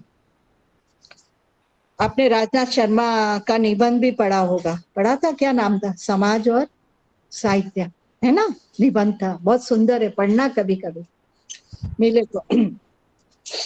भाषा विज्ञान का संबंध व्यक्ति और समाज से है, फिर भी समाज विज्ञान का क्षेत्र अत्यंत ही व्यापक है। वह मनुष्य की समस्त गतिविधियों को प्रस्तुत करता है, और उस समस्त गतिविधियों के द्वारा वो अपने विचारों को, अपने लेखा जोखा को प्रस्तुत करता है, और उसमें भाषा एक मुख्य उसका आधार रहती है, और वो आधार है भाषा विज्ञान के आधार पर भाषा अपना कार्य करती है। भाषा विज्ञान का क्षेत्र केवल भाषा तक ही सीमित नहीं है, जो दोनों के सापेक्ष समाज रूप में इसको प्रस्तुत करता है। हाल ही में, यानी अभी वर्तमान में अगर हम इसकी बात करें तो समाज भाषा विज्ञान के नाम से भाषा विज्ञान की नई शाखाएं बहुत बन रही हैं। आप देखो कितने सारे संस्थान बन रहे हैं, कितने सारे आप क्या बोलते हैं कि ये संगठन है, ये सारे बन रहे हैं कि नए नए संस्थान। तो ये किसके अंतर्गत है? समाज के भाषा समाजशास्त्र, उसके अंदर ये भाषा और समाज के अंतर संबंधों को निरूपण करता है। तो ये हुआ समाज विज्ञान और भाषा विज्ञान का साहित्य में विज्ञान में दो रह गए हैं। एक है तर्कशास्त्र भाषा विज्ञान, तर्क यानी जिसको हम लॉजिक बोलते हैं, पूरा लॉजिक शास्त्र बहुत बड़ा है ना, तार्किक लॉजिकल शास्त्र। बाद में करती हूँ साइन, 10 मिनट बाहर खड़े रहो, मैं फिर कर देती हूँ। हाँ पुष्पा कर देती हूँ। तर्क शास्त्र भाषा विज्ञान, भाषा विज्ञान का संबंध भी तर्क शास्त्र के साथ है, जिसके अंतर्गत विवेचनात्मक और व्याख्यात्मक विज्ञान का बहुत बड़ा योगदान है। व्याख्या करने के लिए हमें क्या देना पड़ता है? तर्क देने पड़ते हैं, लॉजिक, है ना, जिससे फिलोसॉफिकल बना है। फिर तो उसका अर्थ भले दर्शन हो गया, वो तर्क शास्त्र का आगे का है, लॉजिकली ये है। अपने इस लक्ष्य को पूरा करने के लिए हम भाषा विज्ञान तर्क शास्त्र का लेता है। तर्क करते हैं ना ये, जैसे बहुत सुंदर, यहाँ पे मैं एक उदाहरण देती हूँ। जैसे निरुक्त के रचयिता यास्क ने वैदिक कोश निघंटु का तर्क पूर्ण व्याख्या की है। उसमें बहुत सारे है उदाहरण जो हमारे शास्त्र है उसमें तर्क पूर्ण। जैसे निरुक्त अर्थ विज्ञान का विश्व में प्राचीनतम ग्रंथ है, ये हम लोग सब जानते हैं। निघंटु के शब्दों को लेकर अनेक अर्थों को समझाने के लिए उन्होंने तर्क शास्त्र की सहायता लिया था। आपने जो भाषा की उत्पत्ति पढ़ी होगी तो आपको मैंने शुरू में भी बताया कि ये भाषा की उत्पत्ति में ये शास्त्र यास्क का लिखा हुआ निघंटु जो शास्त्र है वो बहुत उपयोगी। इसको आप जान लो। हम किसको जानते हैं?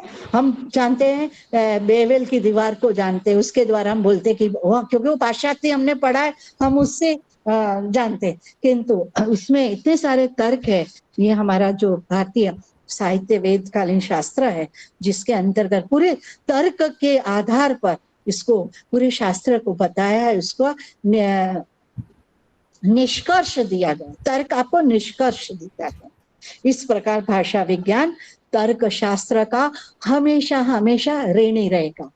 विचार चाहे सृजनात्मक हो, मौलिक हो, चाहे तार्किक हो, उसे संप्रेक्षण के लिए भाषा की सहायता लेनी ही पड़ती है। इस दृष्टि से तर्क शास्त्र को भाषा विज्ञान की सहायता लेनी पड़ती है। उसे अपनी अभिव्यक्ति के लिए शब्दों तथा वाक्यों का चयन वैज्ञानिक ढंग से तर्क के आधार पर करना ही पड़ता है। अंतिम जो है, इसके बाद मैं नहीं चलती हूँ, अंतिम है दर्शन शास्त्र भाषा विज्ञान। हाँ, बिल्कुल शॉर्ट में आपको बताती हूँ। तर्क का मैंने बताया था लॉजिक, और उसका ही मैंने बताया जो है वो दर्शन बन जाता है, जिसको हम कहते हैं फिलोसॉफी। और ओशो ने तो कितना, इतिहास के प्रोफेसर थे, उन्होंने तो पूरा फिलोसॉफी विचारधारा को आध्यात्मिक रूप से प्रस्तुत कर दिया। पढ़ा होगा कितना कुछ है ना।